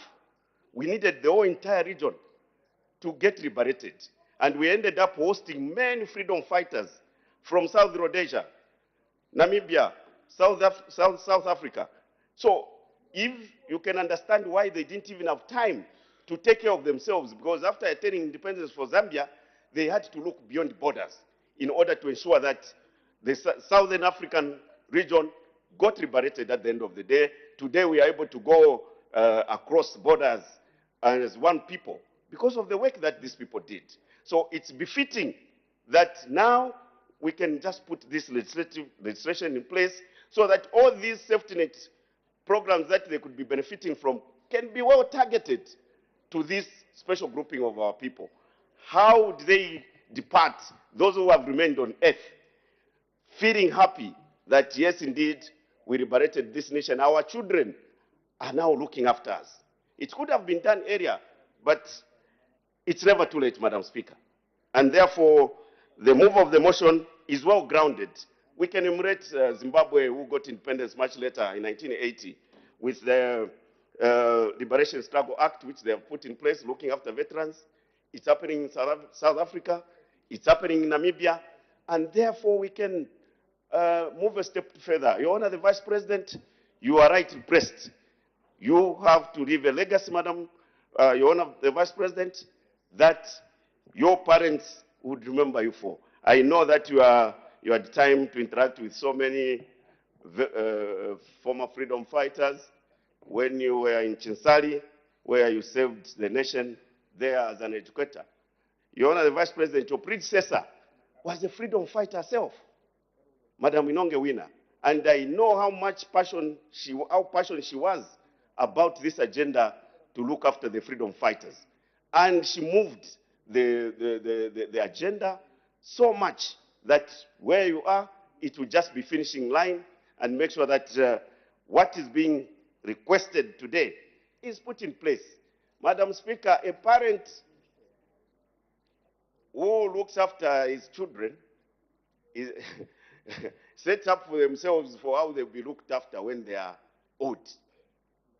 And therefore, our parents that struggled to liberate this nation, for us to stand here and speak freely as independent citizens, this August House has got history, Madam Speaker. If you go out there and look at the portraits of those that were speakers up to now, you being there, Madam Speaker, you would see where we are coming from. And so a country without history is a lost country. This motion will be fulfilling what many freedom fighters missed, but those who have remained will be witnesses. And if spirits chat, they will go and chat in spirits and says, when you left, those of us who remained behind as your fellow freedom fighters, we saw our children taking care of us and appreciating the role we played in liberating this country. Madam Speaker, I thank you. Thank you. Thank you. The next will be the Honorable Member for Nkana. Madam Speaker, I want to thank you for this opportunity. Let me start by stating that Mahatma Gandhi once said, the true measure of any society is in how that society treats the vulnerable people. Today, we are talking about a special group of vulnerable people we are calling the freedom fighters. The question today is, how does this society called Zambia treat this special group of people? Madam Speaker, we have two groups of freedom fighters. We have political freedom fighters, the ones we are talking about now, and we have economic freedom fighters. Ours in this group is that of fighting for economic freedom. That is why when it comes to us, we'll be talking about ourselves in future. Now, the discussion is about those that gave us the freedom we are enjoying today.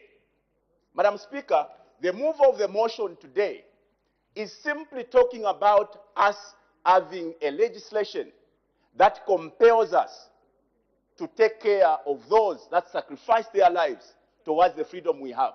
Not these piecemeals, of opportunities that we give to these seemingly who did the most of the greatest work around this country. So, Madam Speaker, the people of Nkana are submitting, as provided for in the Constitution of our Republic under Article 266, this republic recognizes these freedom fighters we are talking about. In our preamble, there is emphasis that these must be recognized. I had an opportunity, Madam Speaker, having served as District Commissioner for Kitwe, having worked with this group. Every year in, every year out, we parade these men and women, the gallant men and women of this country. Do you listen to the songs they sing? They plead for us to recognize them. It is not enough, Madam Speaker, to erect statues such as the one my honorable member from Chienge mentioned of, the Mposa Mabwe.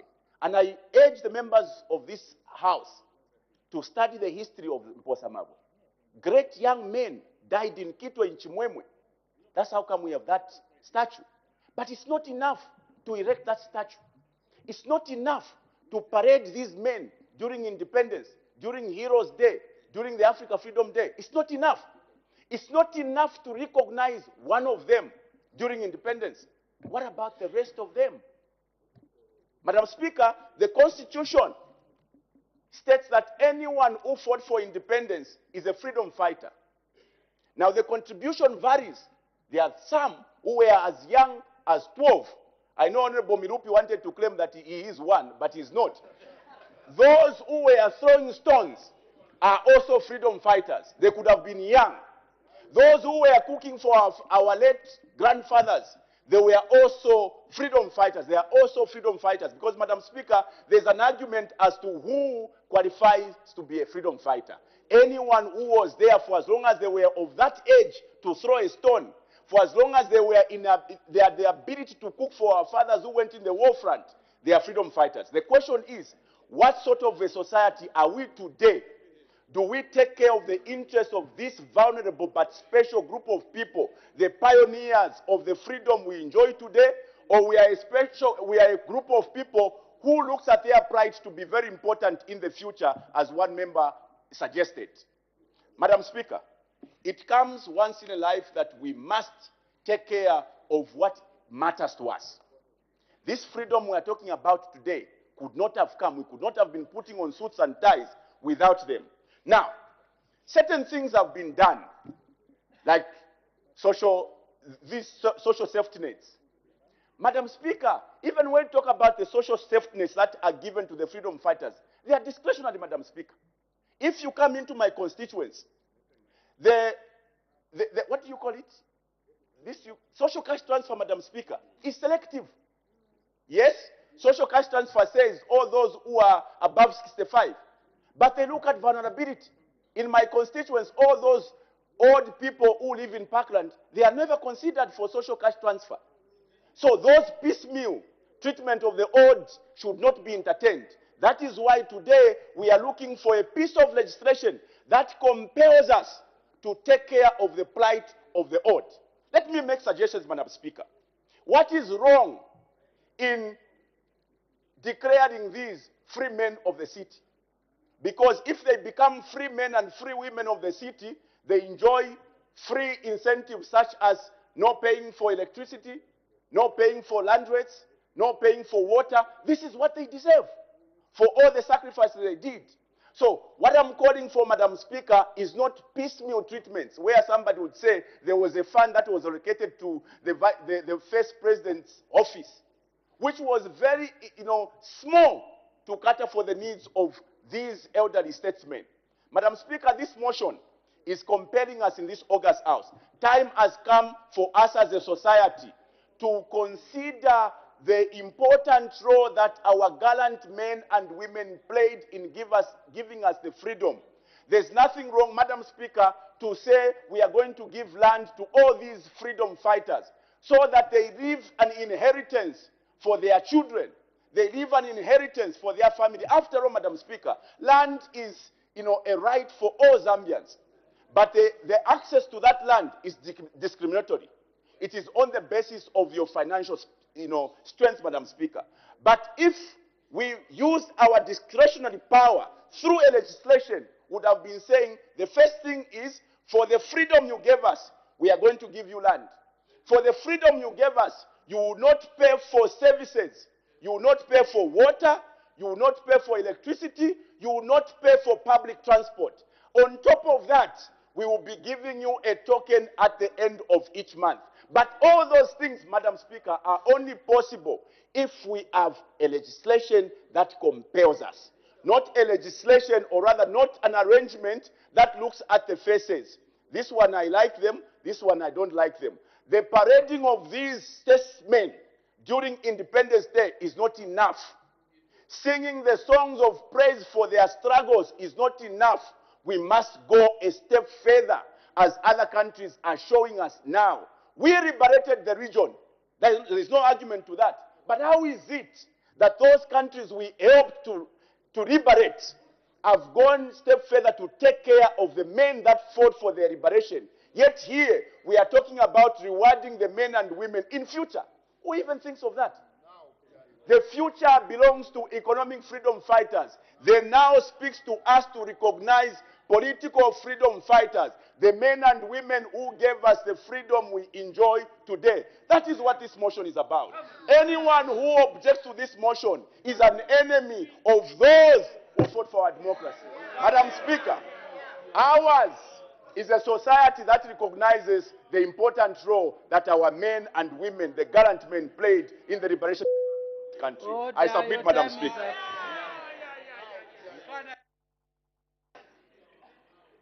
Thank you. The next will be the Honorable Member for Namwala.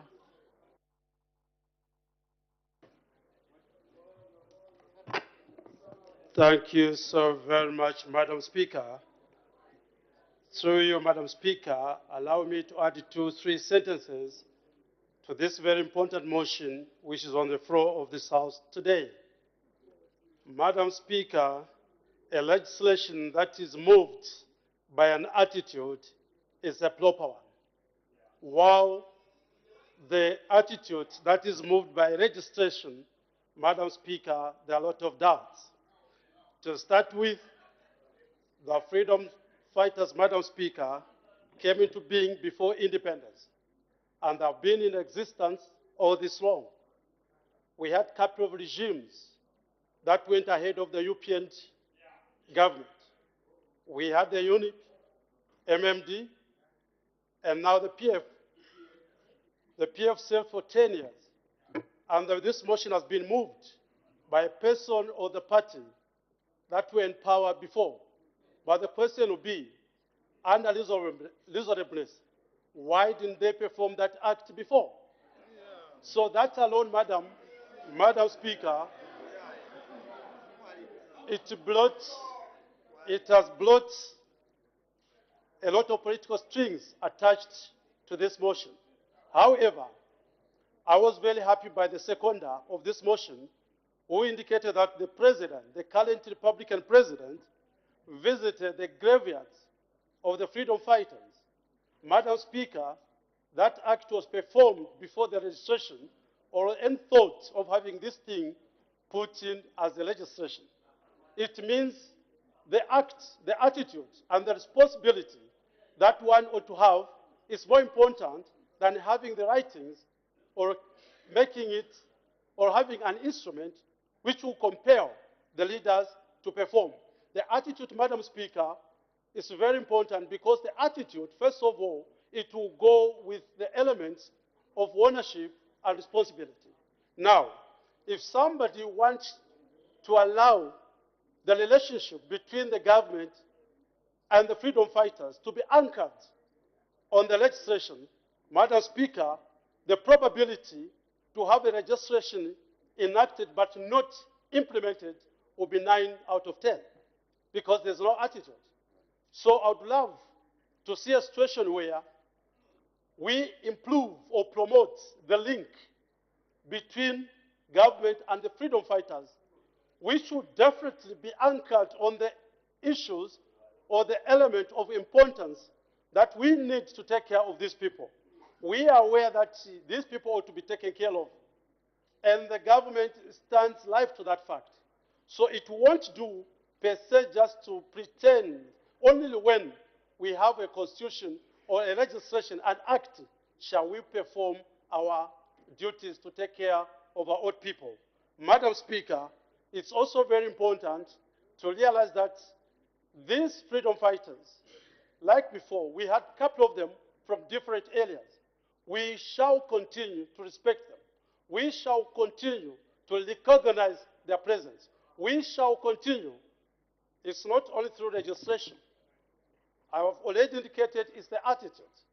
The attitude is more important than the piece of legislation that one would want to have. Madam Speaker, we shall continue to respect them. And the link that is existing currently between us and them is very important. The only way that ought to be done, or to go the way forward, we have to come up with a mechanism, not per se a legislation, a mechanism on how we are going to promote and continue with this relationship. Madam Speaker, a legislation which people are proposing, the issue will be what are the contents of what we want be included in that legislation.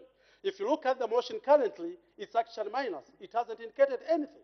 Now that it hasn't indicated anything, Madam Speaker, we are just debating from an empty or from an uncovered pot. From a covered pot. So I want to believe. Order, Honorable Member Fonkana, when you were debating, everyone was listening to you. You've continued to debate while seated. I'm warning you. May the Honorable Member continue. Thank you so very much, Madam Speaker. Madam Speaker, I'll proceed by ensuring that the new government, as we have stood from the time we took over, that's the past 2 years, we have demonstrated that we need to respect everyone, regardless of the status, ethnicity, and other things. And for us, Madam Speaker, even without the legislation in place, because of the attitude, the way I've said it before, we shall ensure that our old freedom fighters are respected and that there is oneness throughout the country, regardless of political affiliation. And Madam Speaker, it's very important to put it across today that what other people failed to do because of reasons that they could not disclose should never be seen to be important today, because they had an opportunity to mend these things if indeed they meant well for the people of Zambia. Madam Speaker, I submit. Thank you. Honorable Member for Kamfinsa. Madam Speaker, allow me first of all to thank the Member of Parliament for the good people of Mufulira.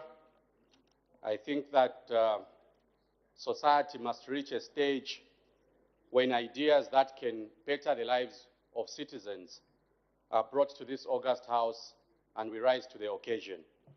Honorable MP for Mufulira, you are a great son of Zambia. Honorable Member of Parliament, the motion that you have brought to this august house reminds us of our obligations to our people. Is it possible that the people that fought for our independence will be able to speak for themselves and achieve what they want to achieve? No. The answer is no. Is it possible, Madam Speaker, that the people who fought for our independence will be able to afford the many items that they need in order to sustain their livelihood? The answer is no. Is it possible that through frequenting cabinet office, they will be able to get what they've always demanded for? The answer is no. Have they gotten what they've demanded for the last 59 years, Madam Speaker? The answer is no. Why are we here today, Madam Speaker? We are here today, Madam Speaker, because there's a need that has been identified. We can't be seated here, Madam Speaker, discussing this topic if there was no genuine need to look after the plight of our parents. Yeah. If there were mechanisms in place already, Madam Speaker, I don't think I would be standing here today supporting the motion that has been moved by the MP for Mufulira. I am standing here today, Madam Speaker, having felt the challenges that we are discussing today, having sat listening to the plight of our parents, listening to them complain, telling us, meaning you, our children, look after our plight. Having listened to that conversation, Madam Speaker, and I do remember at some point that in Kitwe, we decided to take the following steps, Madam Speaker. for the benefit of this August House. We said our freedom fighters cannot afford to bury themselves. When they pass on, we must provide land within Chingola Cemetery, reserved specifically for those who are classified as freedom fighters. Madam Speaker, I stand here proudly because as I stand here, there is space that has been reserved at Chingola Road Cemetery, specifically for freedom fighters who are not able to afford any burial space in a city called Kitwe. Now, Madam Speaker, should it be discretional? Should it be the mayor of Kitwe saying this is a good thing, so let's implement it at a local level? Madam Speaker, that is not how we should conduct business. What we should be doing, Madam Speaker, using our privileged position. Madam Speaker, we are privileged citizens. To be a member of parliament is a privilege, Madam Speaker, that I'm not going to misuse. I'm going to use my privilege, Madam Speaker, to speak for the plight of our forefathers, people who fought for us, people who believe that it should not be a Kitwe affair. It should be an affair in all the 116 districts. Madam Speaker, we need legislation. We don't need the goodwill of Christopher Kangombe. We don't need the goodwill of Honorable Mchima from where he comes from. We don't need the goodwill of Honorable Chisanga in Lukasha constituency.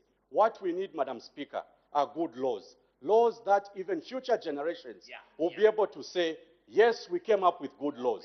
And because we came up with good laws, posterity, Madam Speaker, will remember this parliament.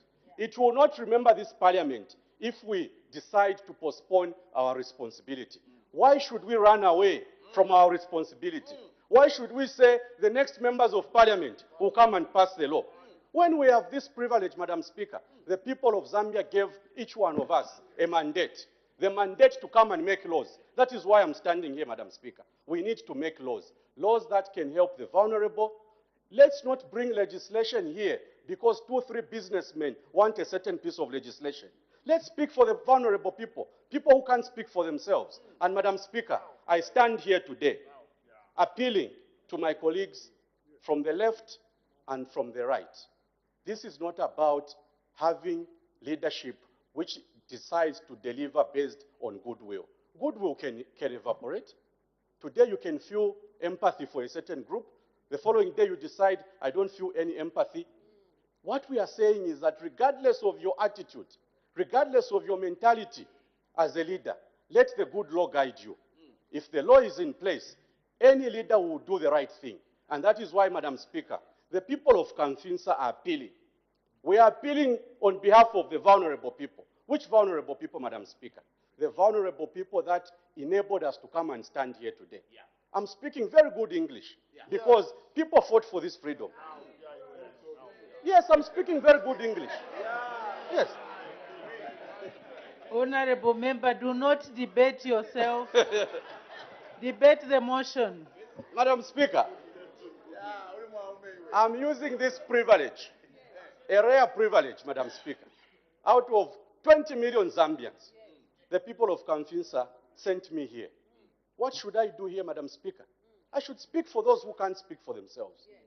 We have no freedom fighters who have the strongest voice to move mountains. They are using us, the members of parliament, to move mountains. What mountain do we need to move today, Madam Speaker? We need to create legislation. Legislation that will protect the lives of those who fought for our freedom. I am very certain, Madam Speaker, very certain that all of us here agree with the motion that has been moved by Honorable Gordon Will. I am very certain that the people of Undora Central believe in this proposal. I am very certain, Madam Speaker, that the people of Solwezi Central agree with this motion. Madam Speaker, I am very certain. Order, honorable member. Please do not entice your other honorable members. Stick to the motion. Stick to the motion.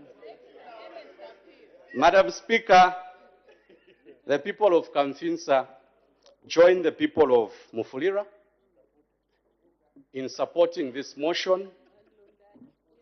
I'll be a proud member of parliament, and I'm sure each one of us will be very proud to see our freedom fighters receive monthly income, predictable income. I'll be a very proud member of parliament, and I'm sure the people of Luena constituency will be happy. Order, honorable member, you were guided. Withdraw the honorable member of Luena from your debate. It is the citizens of Luena I'm referring to, Madam Speaker, and not the MP. I am certain that the citizens of Mongu Central, Madam Speaker, will be very happy to see our freedom fighters being rewarded. May I end, Madam Speaker, by appealing to the conscience of each one of us. For a second, let's put aside our political affiliation. The people of Kamfinsa, Madam Speaker, have spoken, and I thank you.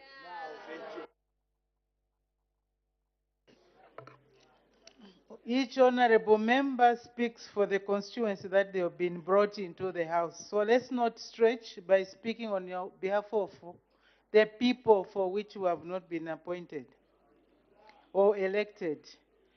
Her Honor, the Vice President will respond in accordance with the prophecy by the honorable member for Shiwangandu. Thank you, Madam Speaker. On this debate, let me also thank the honorable member for bringing this motion to the House. Because this motion is speaking to all of us. But all of us, Madam Speaker, are at different levels. In saying this, I appreciate the debate that I've listened to. The importance of having a debate like this is that we should listen to one another. We should not be stuck in our position.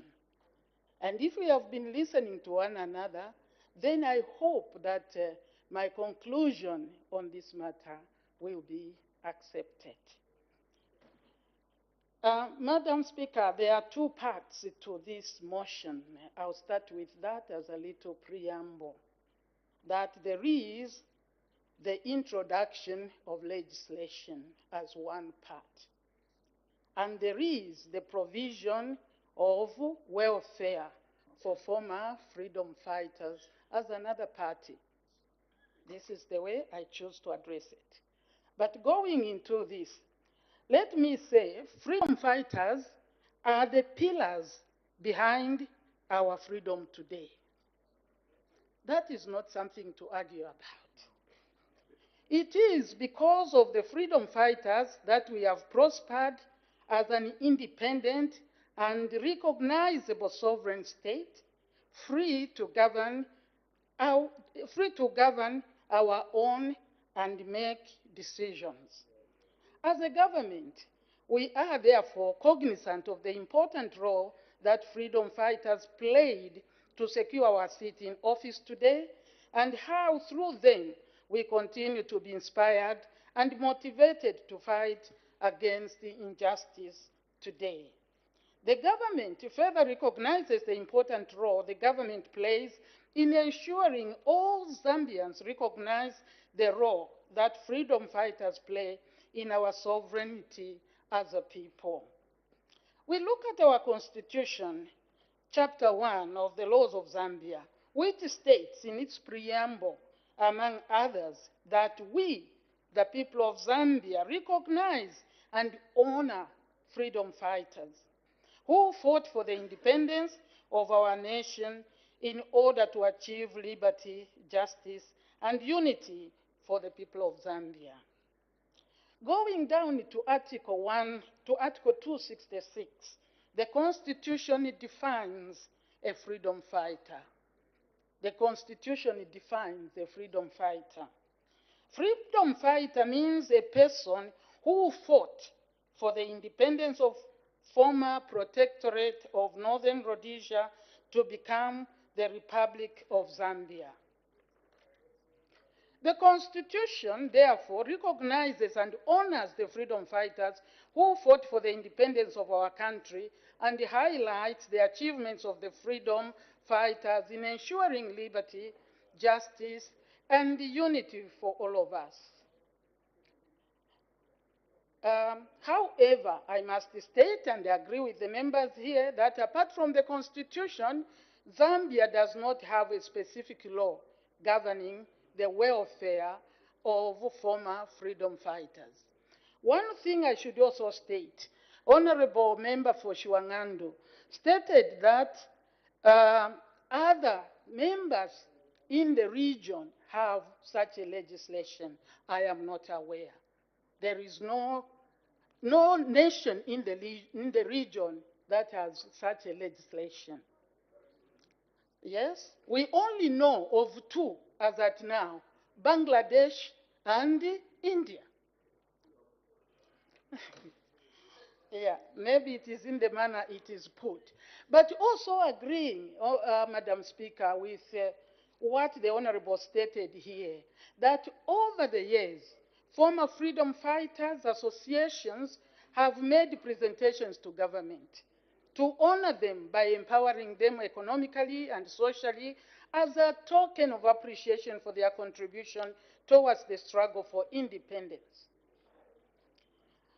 It is, therefore, government's desire to ensure that freedom fighters are taken care of by government by putting in place a national policy on former freedom fighters that will provide a framework for dealing with their interests, e.g., a viable social security scheme, medical facilities, assistance in farming inputs, grants to the Freedom Fighters Association, inclusion in think tanks as sources of knowledge, etc. However, in order to do this, government needs to establish the quantum of bona fide freedom fighters. And I'm happy that the honorable member said almost everybody who was alive is a freedom fighter, one way or the other. But are we going to say everybody ought to be entitled? Therefore, finding the quantum of bona fide freedom fighters will assist in both planning and execution. Cabinet, as the Honorable Member for Shuangandu said, that is the truth. Because today you will find even a 50-year-old freedom fighter. We have to be here very, very focused and objective because we want to help. All of us have agreed there is need. Cabinet Office has been engaging with freedom fighters over the past number of years. There are over 20 freedom fighter associations, Madam Speaker, which are fragmented. This poses a challenge when dealing with the freedom fighters, as each group has its own agenda and claims to have its own followers. There are, however, two many associations, that is Zambia United National Freedom Fighters Association and Zambia Independence 1964 Freedom Fighters Association. Cabinet Office has established the criteria for identifying freedom fighters. I think members must be assured that government is working and has given a criteria for identification, has also developed a questionnaire which would be used by the enumerators when conducting the surveys. And I have all these in here. I don't know whether I need to lay on the table. I'm looking at time. Cabinet Office has held a number of meetings with the executive of ZONIFA. A meeting was also attempted to be held with both ZONIFA and ZIFA at Cabinet Office in December 2022, just last year, by the Secretary to the Cabinet. However, the two, and I'm aware probably some are listening, the two associations were not able to amicably sit together and the meeting did not proceed. Cabinet Office, these are the challenges. Cabinet Office has provided office accommodation for members of the Zambia United National Freedom Fighters Association. Now, I'll talk about data collection.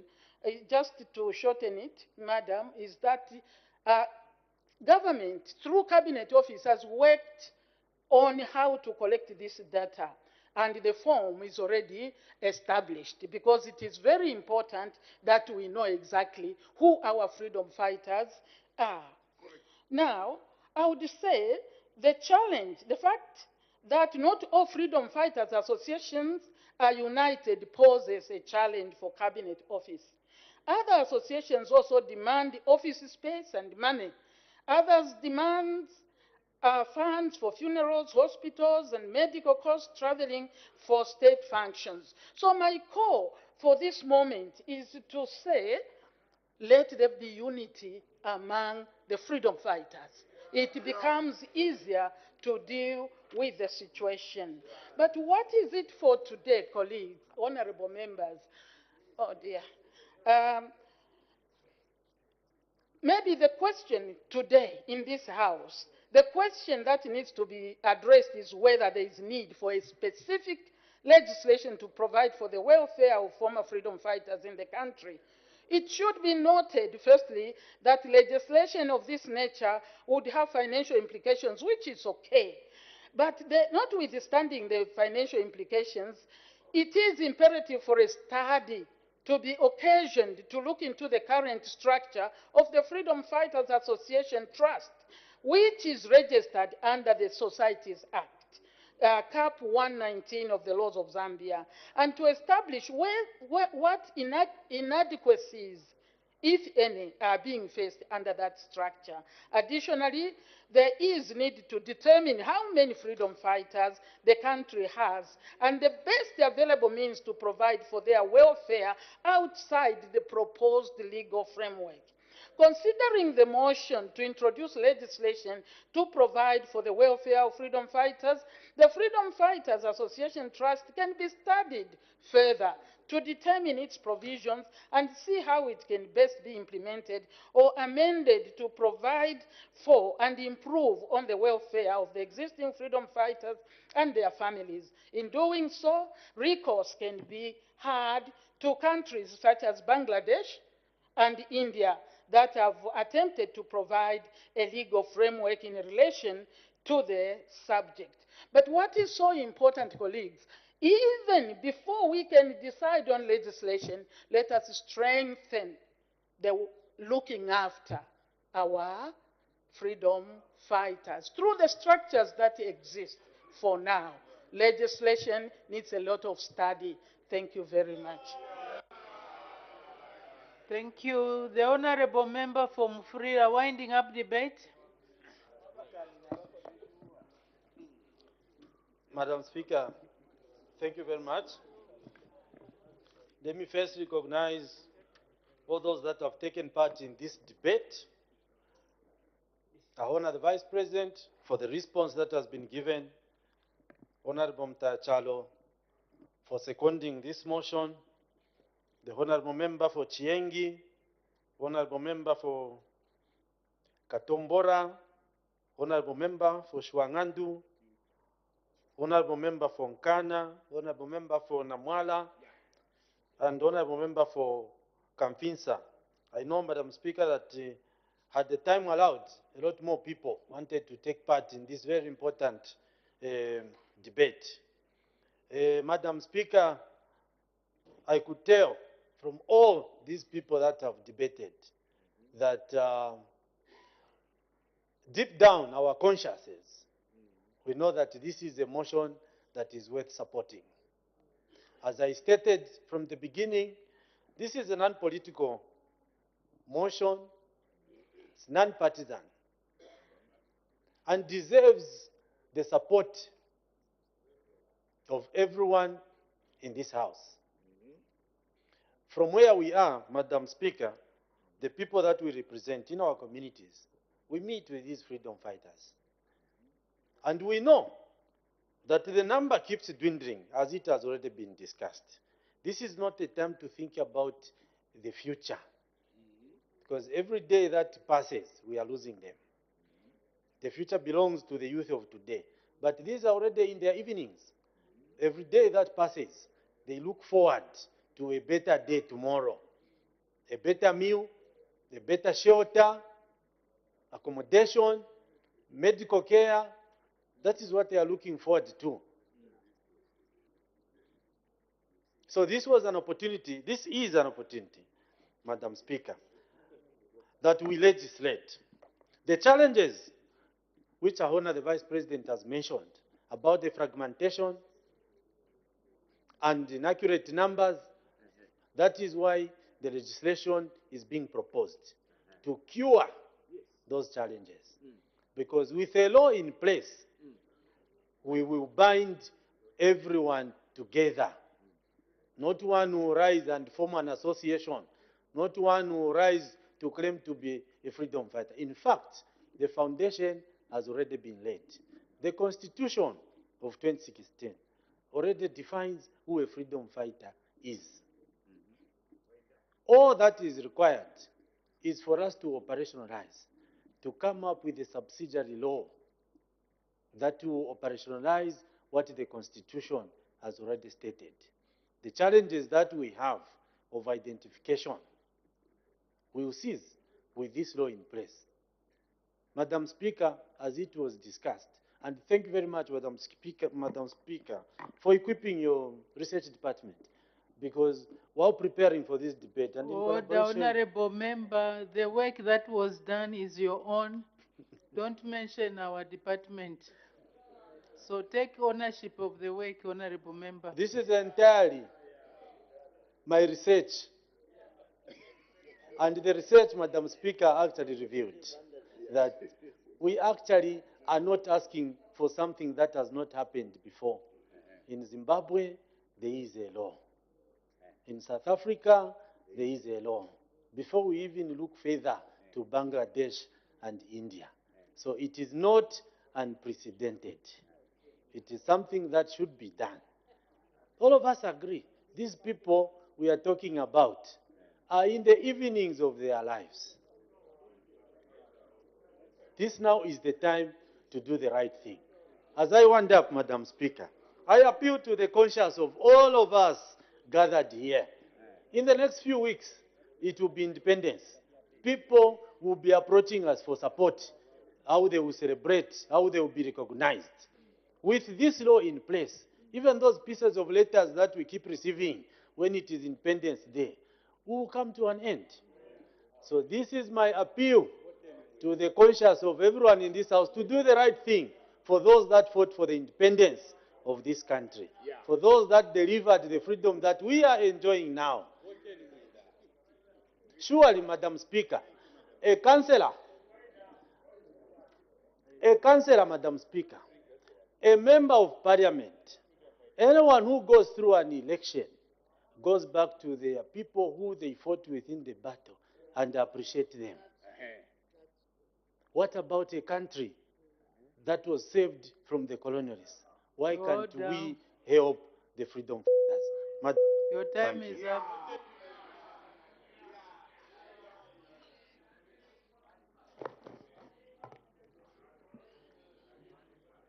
Order. I put the question. The question is that this House urges the government to introduce legislation providing for the welfare of former freedom fighters in the country. As many as are of that opinion say aye.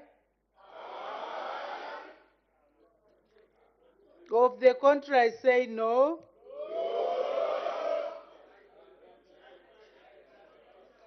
I think the noes have it.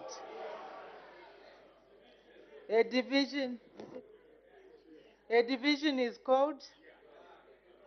Ring the bells.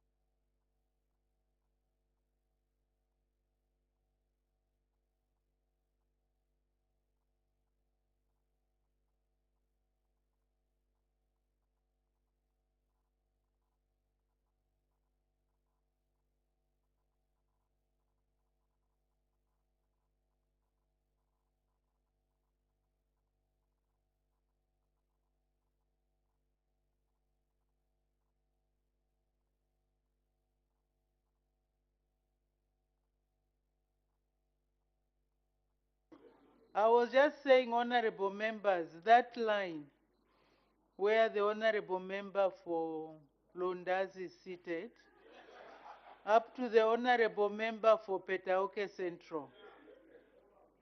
I'm warning you. And this is the last warning. Maintain silence if you want to participate in the voting.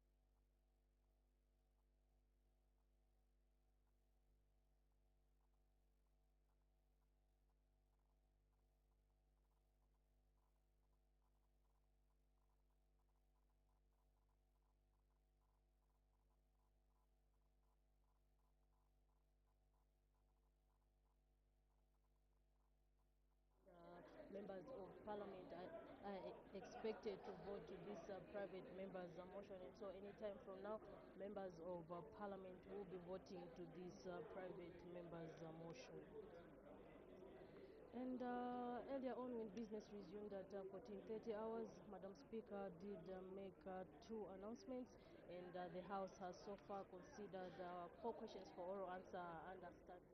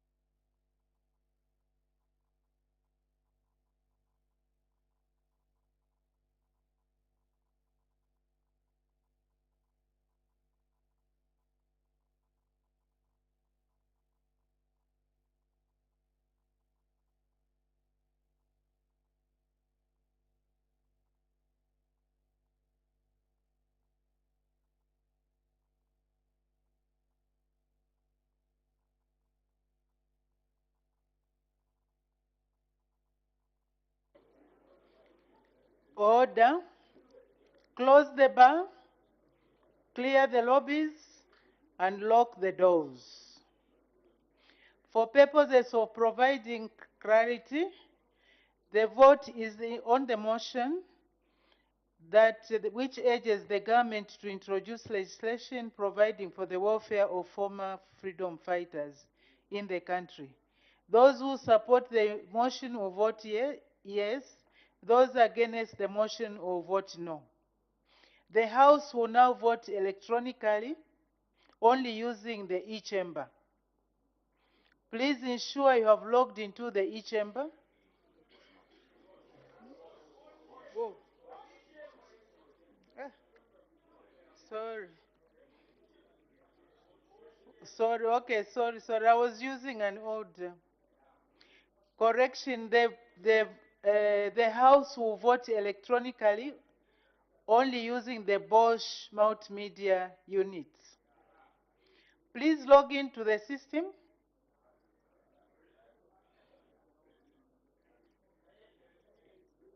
Have we all logged in?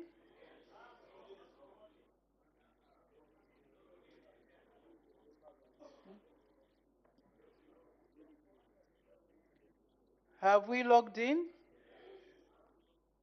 When you hear the paging sound, the vote has opened and the voting screen is displayed on your microphone unit.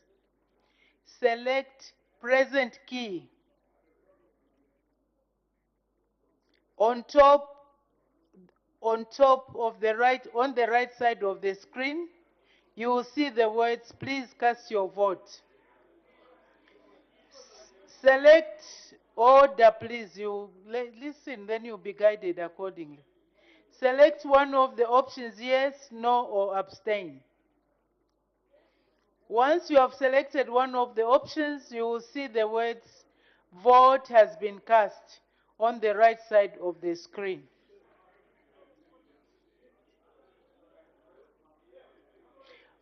When you hear the second paging sound, the vote will close after 1 minute.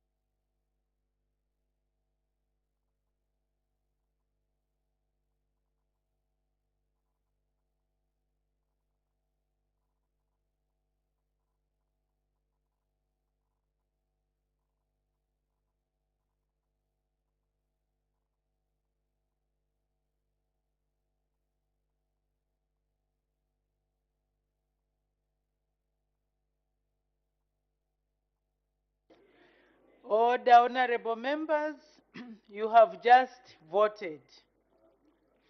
The results are as follows. The results are as follows. Abstentions 0. Yes 45. The noes 71. The question is resolved in the negative.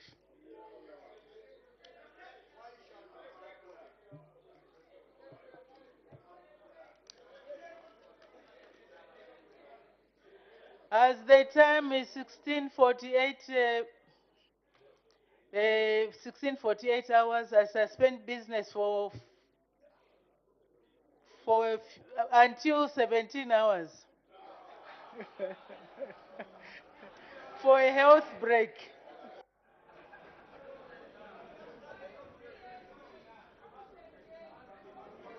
Good afternoon. Thank you so much for still being with us on Parliament Television. Business of the House has been suspended until 17 hours, and the House has just concluded voting on a private member's motion that was moved by Mfulila Member of Parliament, Mr. Gordon Miller, entitled Introduce Legislation Providing for the Welfare of Former Freedom Fighters in the Country, that this House urges the government to introduce legislation providing for the welfare of former freedom fighters in the country, a motion that was seconded by Chairman of Member of Parliament, Mr. Yota Mutachalo, and at the time a division was called. Members of Parliament voted electronically, and this motion has been negative. Just now we look at business that has been considered on the floor of the House from the time it started at 14:30 hours. Yes, Matimba, when business resumed, Madam Speaker did make 2 announcements, and the House went on to consider 4 questions for oral answer under Standing Order 74. We will get to the details at a later stage when the House adjourns. Keep watching Parliament Television.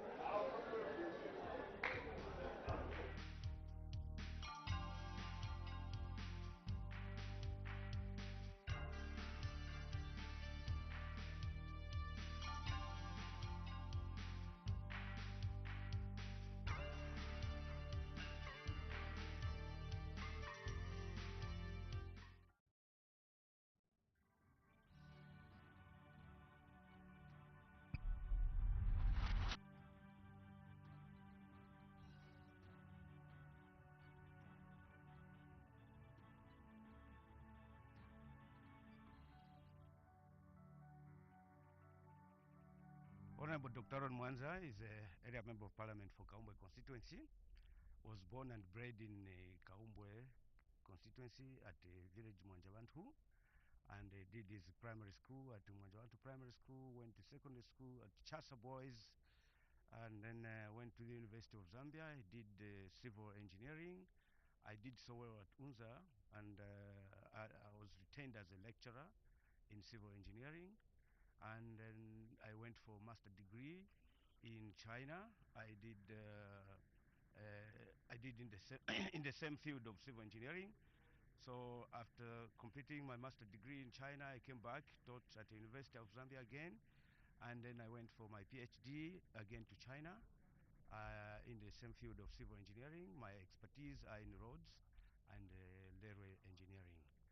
And then I completed my PhD in 2012. After completing my PhD in 2012, I was employed by China Railways in China, and I've had a lot of international exposure in highway and road development projects that have been like government to government, China and African governments, and also European, some South American countries, also to say developing nations. I have 26 years of experience in this field, and on the local front, I participated in the designs for the greatest road from Luangwa Bridge up to Mwami border, Mongu Senanga Road. Talk about Road T2 from Kapiri to Serenje. Also, so many road projects in the country, as well as railway projects. Railway projects on the railway front. On the railway front, whilst working in China with China Railways, I spearheaded the project to have a line connected from Eastern Province to connect to Tazara. We did feasibility study, and government had a bankable document which is still there. Apparently, just due to fiscal space, the project hasn't taken place. But I'm sure we should be able to do the project soon. I'm married, and my children, I've got 2 children. They are in China.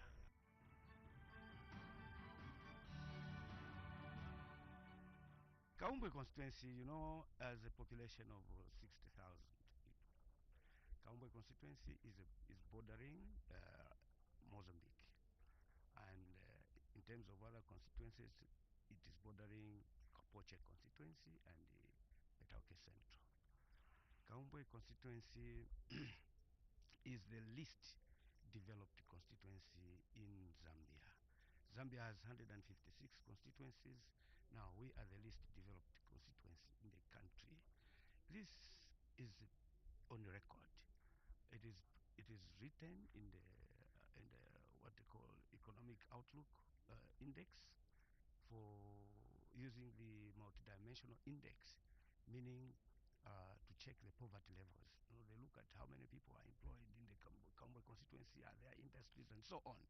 So we fall at, imagine we're falling at 94% poverty levels. Well, but the people are happy. We are happy people. It is a sweet place. We like to enjoy our traditional ceremonies and so on and so forth. So you find that Kaumbwe is a place also that is very hospitable. There's hospitality. Kaumbwe constituency has no industry. There's no source of any job. The only source of income is farming. Our land has become infertile.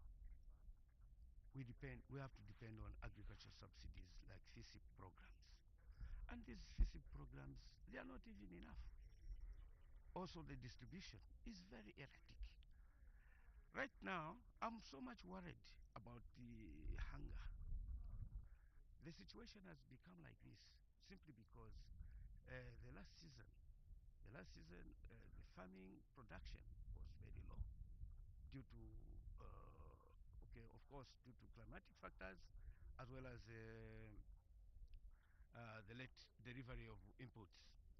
Now, it seems that problem is going to repeat itself this season, because because up to now, not even a single bag of fertilizer has been delivered to the constituency. Well, these are just some of the current issues. But to describe better about the constituency, the challenges as they are outlined in the in the national survey that was conducted, you find that education, we have no government boarding secondary school, the whole constituency, not even one. We do not have a referral hospital. A referral hospital is only in Petauke, which the furthest part from Chizanda is about 60 kilometers. Now imagine you are sick in Chizanda. The referral hospital is so many kilometers away. The few clinics that are in the constituency that not provide the desirable health care that we want. Look at the the roads. The roads, thank God that the previous government embarked on the OPRC project. Right now we cannot complain on the roads part. But the major issues that we are looking at is water supply also. We need to improve the water supply by sinking boreholes across the constituency.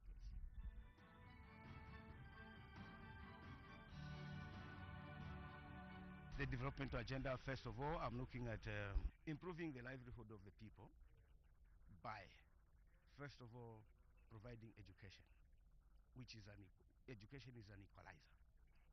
We need to provide education, and so we're going to provide education by upgrading at least 4 day secondary schools to full-time government boarding secondary schools, namely Manjawantu Primary School, Manjawantu Day Secondary School, Lusinde Day Secondary School, Lusinde Day Secondary School, Ngombeni Matole Secondary School, and Zumaire. These are in plan that we upgrade them to full-time, fully fledged government boarding secondary school. Why this step? It's because they will realize the benefits from government in terms of government bursaries. Right now, government has given us 40% of the CDF to be used on government bursaries to support students. And yet, in my constituency, I can only afford 70 students. So from that money, from more than 1.2 million kwacha, only 200,000 kwacha is going to be used for bursaries. That is education. That is the first division. Then the second one, we are going to, of course, these things will be happening simultaneously. I'm looking forward. I'm looking forward to a Kaumbe constituency that should have an industry, some small industries such that the people can find jobs there. Look now, we are going to be giving loans through the CDF. These loans, people are supposed to open businesses. Now, to open businesses, there's need to have a very good environment, such as electricity.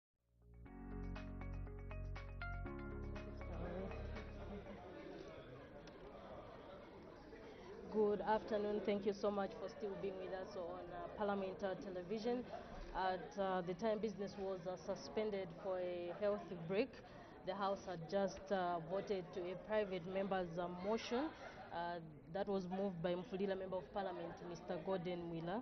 It was titled Introduce Legislation Providing for the Welfare of Former Freedom Fighters in the Country, that this House urges the government to introduce legislation providing for the welfare of former freedom fighters in the country, a motion that was seconded by Chairman North Member of Parliament, Mr. Yota Mutayachalo, and a division was called on this motion, and so members of Parliament voted electronically, and the yes had 45, noes had 71, and so this motion was negatived.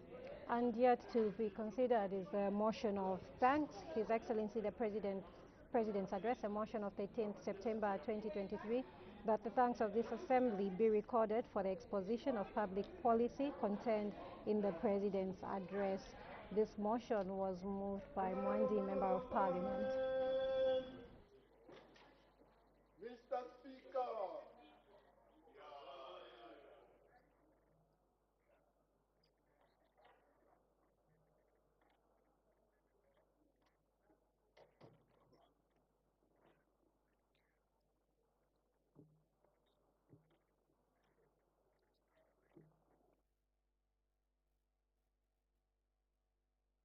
television. Bells are ringing. It seems we don't have a quorum in the House. It is a requirement that 1/3 of members of Parliament must be present in the House for any business to transact. And so bells are being rung. Once the quorum is formed, business of the House will resume. Exactly, Matimba, and we do expect resumption of debate on the motion of thanks, His Excellency the President's address, a motion of 13th September 2023. This motion was moved by Mwandi Member of Parliament, Ms. Siveso Sefulo, that the thanks of this assembly be recorded for the exposition of public policy contained in the President's address.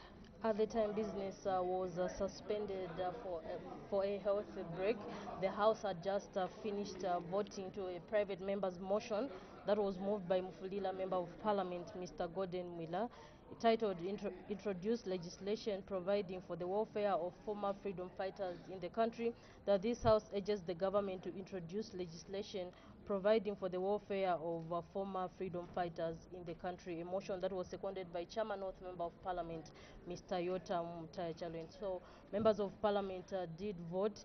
The yes had 45 and the noes had 71, and so this motion was negatived. And earlier on, when business resumed at 14:30, Madam Speaker, I did make two announcements. In the first one, Madam Speaker, I recognized the presence in the public gallery of members of the Zambia United Nation of Freedom Fighters Association. Madam Speaker, on behalf of the National Assembly of Zambia, warmly welcomed the visitors. In the second announcement, Madam Speaker recognized the presence in the public gallery of pupils as well as teachers from Igosnes School in Lusaka District. And so on behalf of the National Assembly of Zambia, Madam Speaker warmly welcomed the visitors to National Assembly.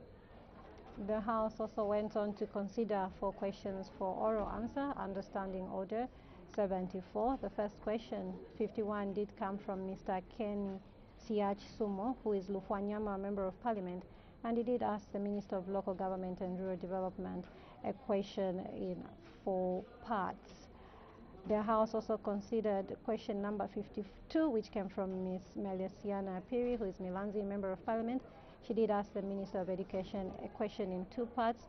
Question 53 did come from Mr. Remember Mtale, who is Chitambo Member of Parliament, and he did ask the Minister of Energy a question in 3 parts. And question 54 came from Mr. Chinga Miyutu, who is Kalabo Central Member of Parliament, and he did ask the Minister of Fisheries and Livestock a question in 3 parts. And still to come on the order paper, we have a resumption of debate on the motion of thanks. His Excellency the President's address, that the thanks of this assembly be recorded for the exposition of public policy contained in the President's address, a motion that was moved by Mwandi Member of Parliament, Ms. Siveso Sefulo, on 13th September 2023, and this motion was seconded by Kafulafuta Member of Parliament, Mr. Jeffrey Mulewa.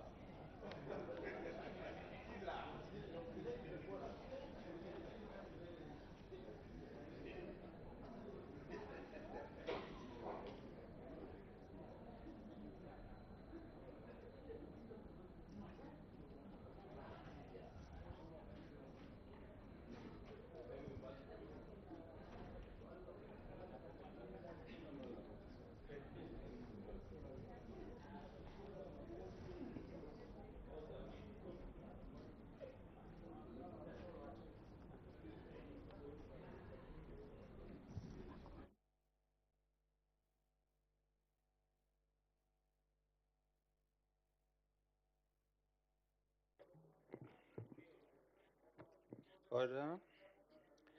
When business was suspended, the House had just finished considering the motion moved by the Honorable Member from Furira that this House urges government to introduce legislation for the welfare of former freedom fighters in the country.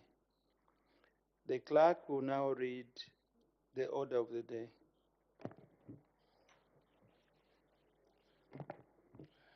Thanks, His Excellency the President's address, motion of 13th September 2023, resumption of debate. May the Honorable Minister of Water and Development and Water and Sanitation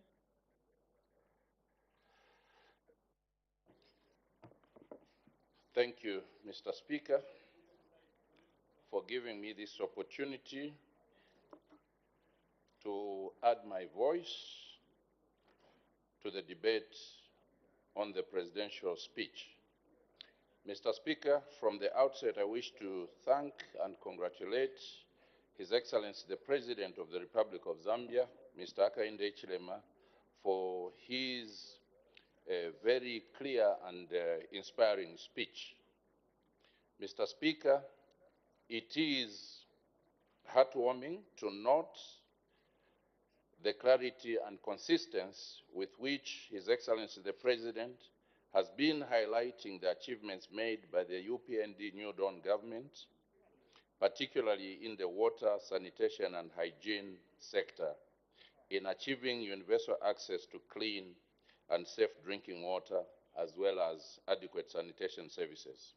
Mr. Speaker, the commitment of the President and the New Dawn administration to progressively increase investment in the water sector for the country to achieve the national water security only goes to demonstrate that he clearly understands the fundamental role water plays in national socio-economic development. Mr. Speaker, government has put up a robust strategy to harness water resources and ensure national water security. Mr. Speaker, in 2023, we commenced the construction of 16 new dams across the country, mostly in water-stressed areas. Mr. Speaker, it is estimated that over 15 million cubic meters of water will be harvested, benefiting over 106,000 people and approximately 1.7 million livestock. In 2024, Mr. Speaker, government has planned to construct about 28 new dams across the country under my ministry, and I'm also aware that 10 more new dams will be constructed by our counterpart ministry, the Ministry of Agriculture. Mr. Speaker, in order to enhance and prolong the lifespan of the existing dams, government has been rehabilitating several dams across the country. Further, Mr. Speaker, in order to maintain and prolong the lifespan of the other existing dams, government is also carrying out maintenance works on 90 dams, which translates into 9 dams per province. In 2024, 90 existing dams, Mr. Speaker, will be maintained throughout the country. These dams are meant for various water uses, such as irrigation, water supply, livestock, as well as domestic, including, to some extent, hydropower generation.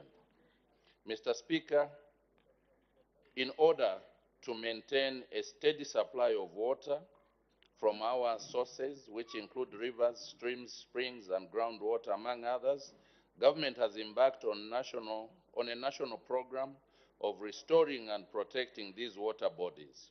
We are therefore committed, Mr. Speaker, to protecting the sources of our rivers, and we have thus partnered with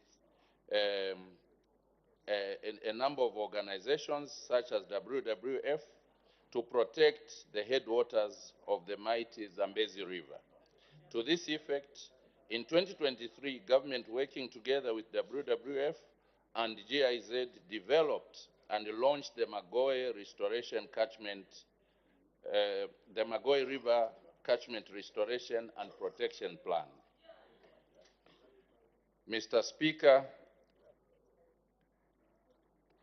access to water in rural parts of our country remains a major priority of the New Dawn government. In this regard, government intends to construct and equip more than 1,000 new boreholes this year, as at more than 1,000 new boreholes. Mr. Speaker, this year, as at As of June 2023, 634 new boreholes were equipped with hand pumps in selected districts of our 10 provinces, using domestic resources and support from cooperating partners.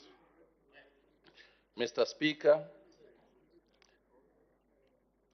I want to also add that the President, in his speech, clearly highlighted a number of successes which have been scored since this government increased the CDF allocation from a paltry 1.6 million to what it is now, the 28.3 million kwacha.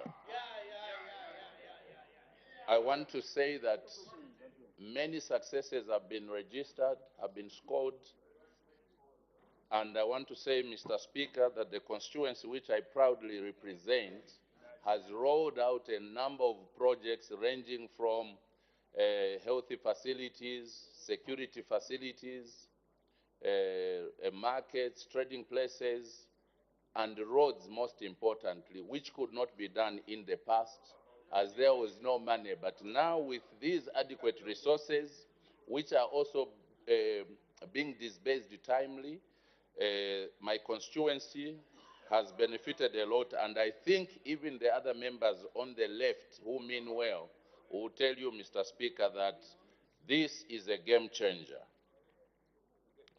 Mr. Speaker, I want to say that,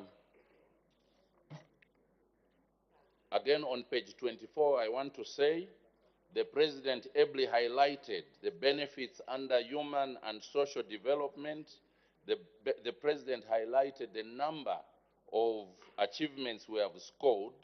Mr. Speaker, the achievements, Mr. Speaker, there, among them, the free education policy which this government introduced has benefited a lot of people. In my constituency, as we speak, most of the schools are full to capacity. But also in many areas of the country where I visit the schools and I see that the schools are full to capacity.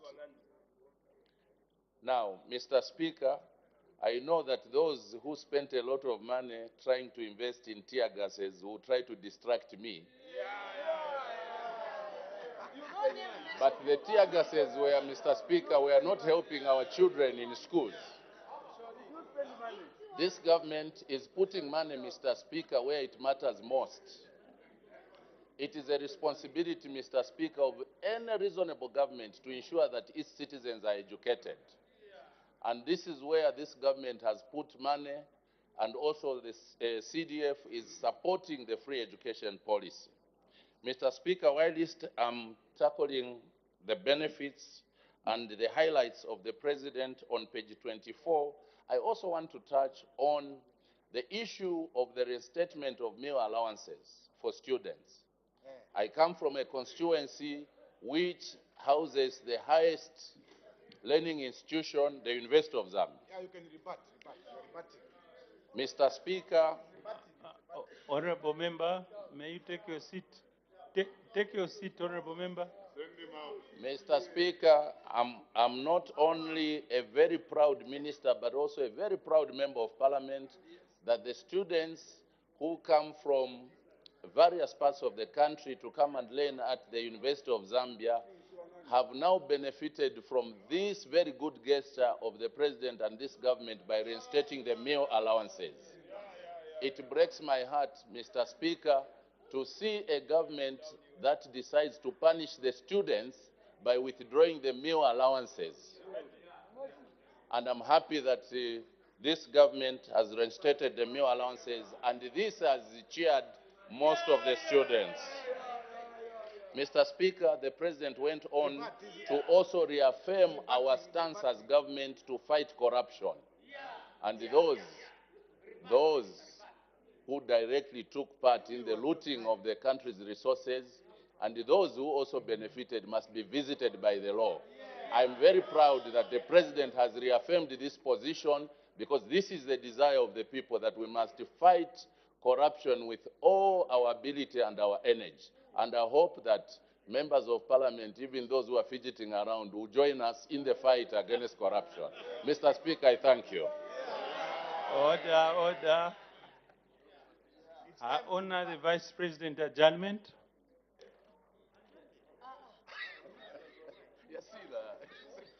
Mr. Speaker, I beg to move that the House do now adjourn.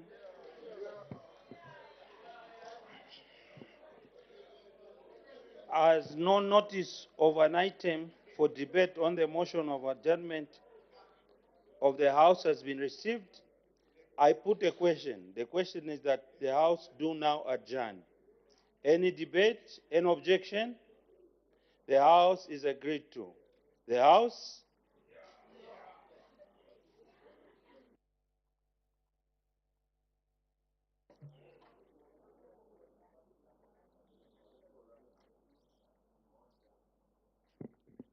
is now adjourned.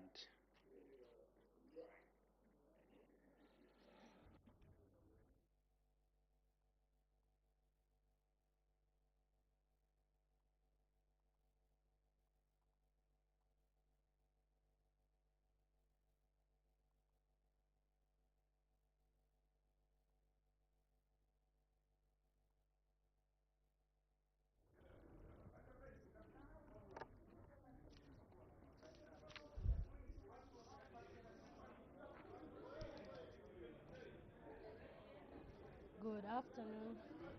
Thank you so much for being with us on Parliament Television. The House has just adjourned, and so business of the House will resume tomorrow at 14:30 hours.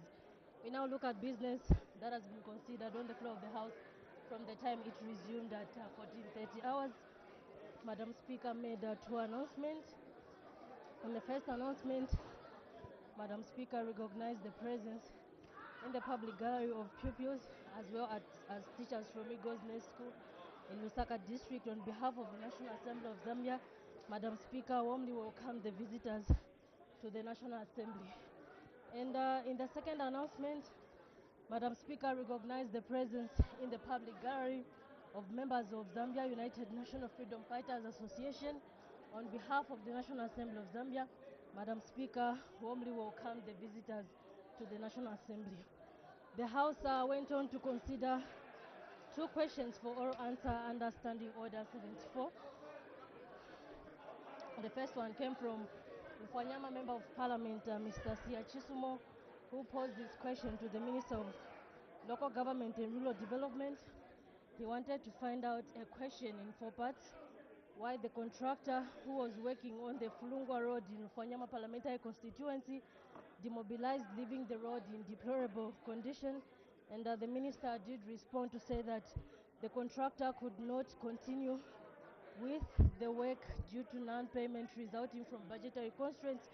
In the B part of the question, the Member of Parliament wanted to find out at what level of completion in percentage terms the project was as of October 2022. And the minister responded to say that the project was at 46% complete as of October 2022. In the C part of the question, the Member of Parliament wanted to find out what the contract sum was, and the minister did say that 38,568,892.63 was the contract sum. Another question came from Kalao Central Member of Parliament, Mr. Chinga Minutu, who posed this question to the Minister of Fisheries and Livestock. He wanted to find out a question in three parts.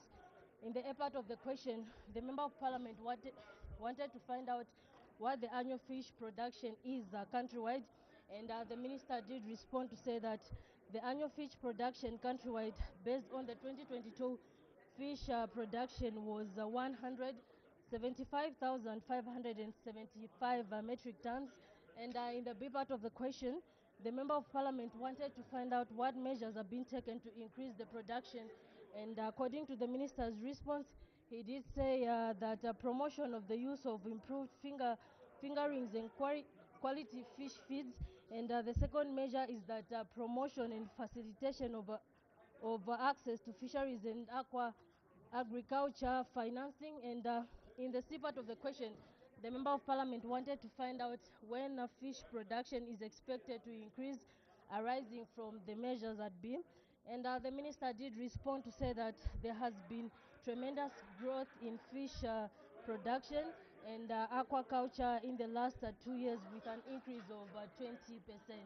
Thereafter, the House went on to consider a private member's motion that was moved by Mufulira Member of Parliament, Mr. Gordon Mwira, titled Introduce Legislation Providing for the Welfare of Former Freedom Fighters in the Country, that this House urges the government to introduce legislation providing for the welfare of former freedom fighters in the country, a motion that was seconded by Chairman of Member of Parliament, Mr. Yotam Mutayachalo. And a division was called on this motion, and so members of Parliament voted electronically.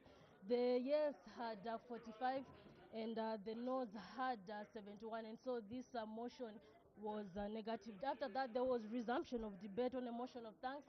His Excellency the President's address, that the thanks of this assembly be recorded for the exposition of public policy contained in the President's address, a motion that was moved by Mwandi Member of Parliament, Mr. Siveso Sefulo, on 13 September 2023, and it was seconded by Kafulafuta Member of Parliament, Mr. Jeffrey Mulewa. And so that is basically business that has been considered on the floor of the House today, Wednesday, 27th September 2023. On behalf of the entire production crew, thank you so much for your viewership. Until tomorrow, 14:30 hours, when live proceedings will commence. And just to make mention that the station opens at 08:30 hours, and broadcasting hours has been extended to 22 hours. Thank you so much for your viewership. Good evening.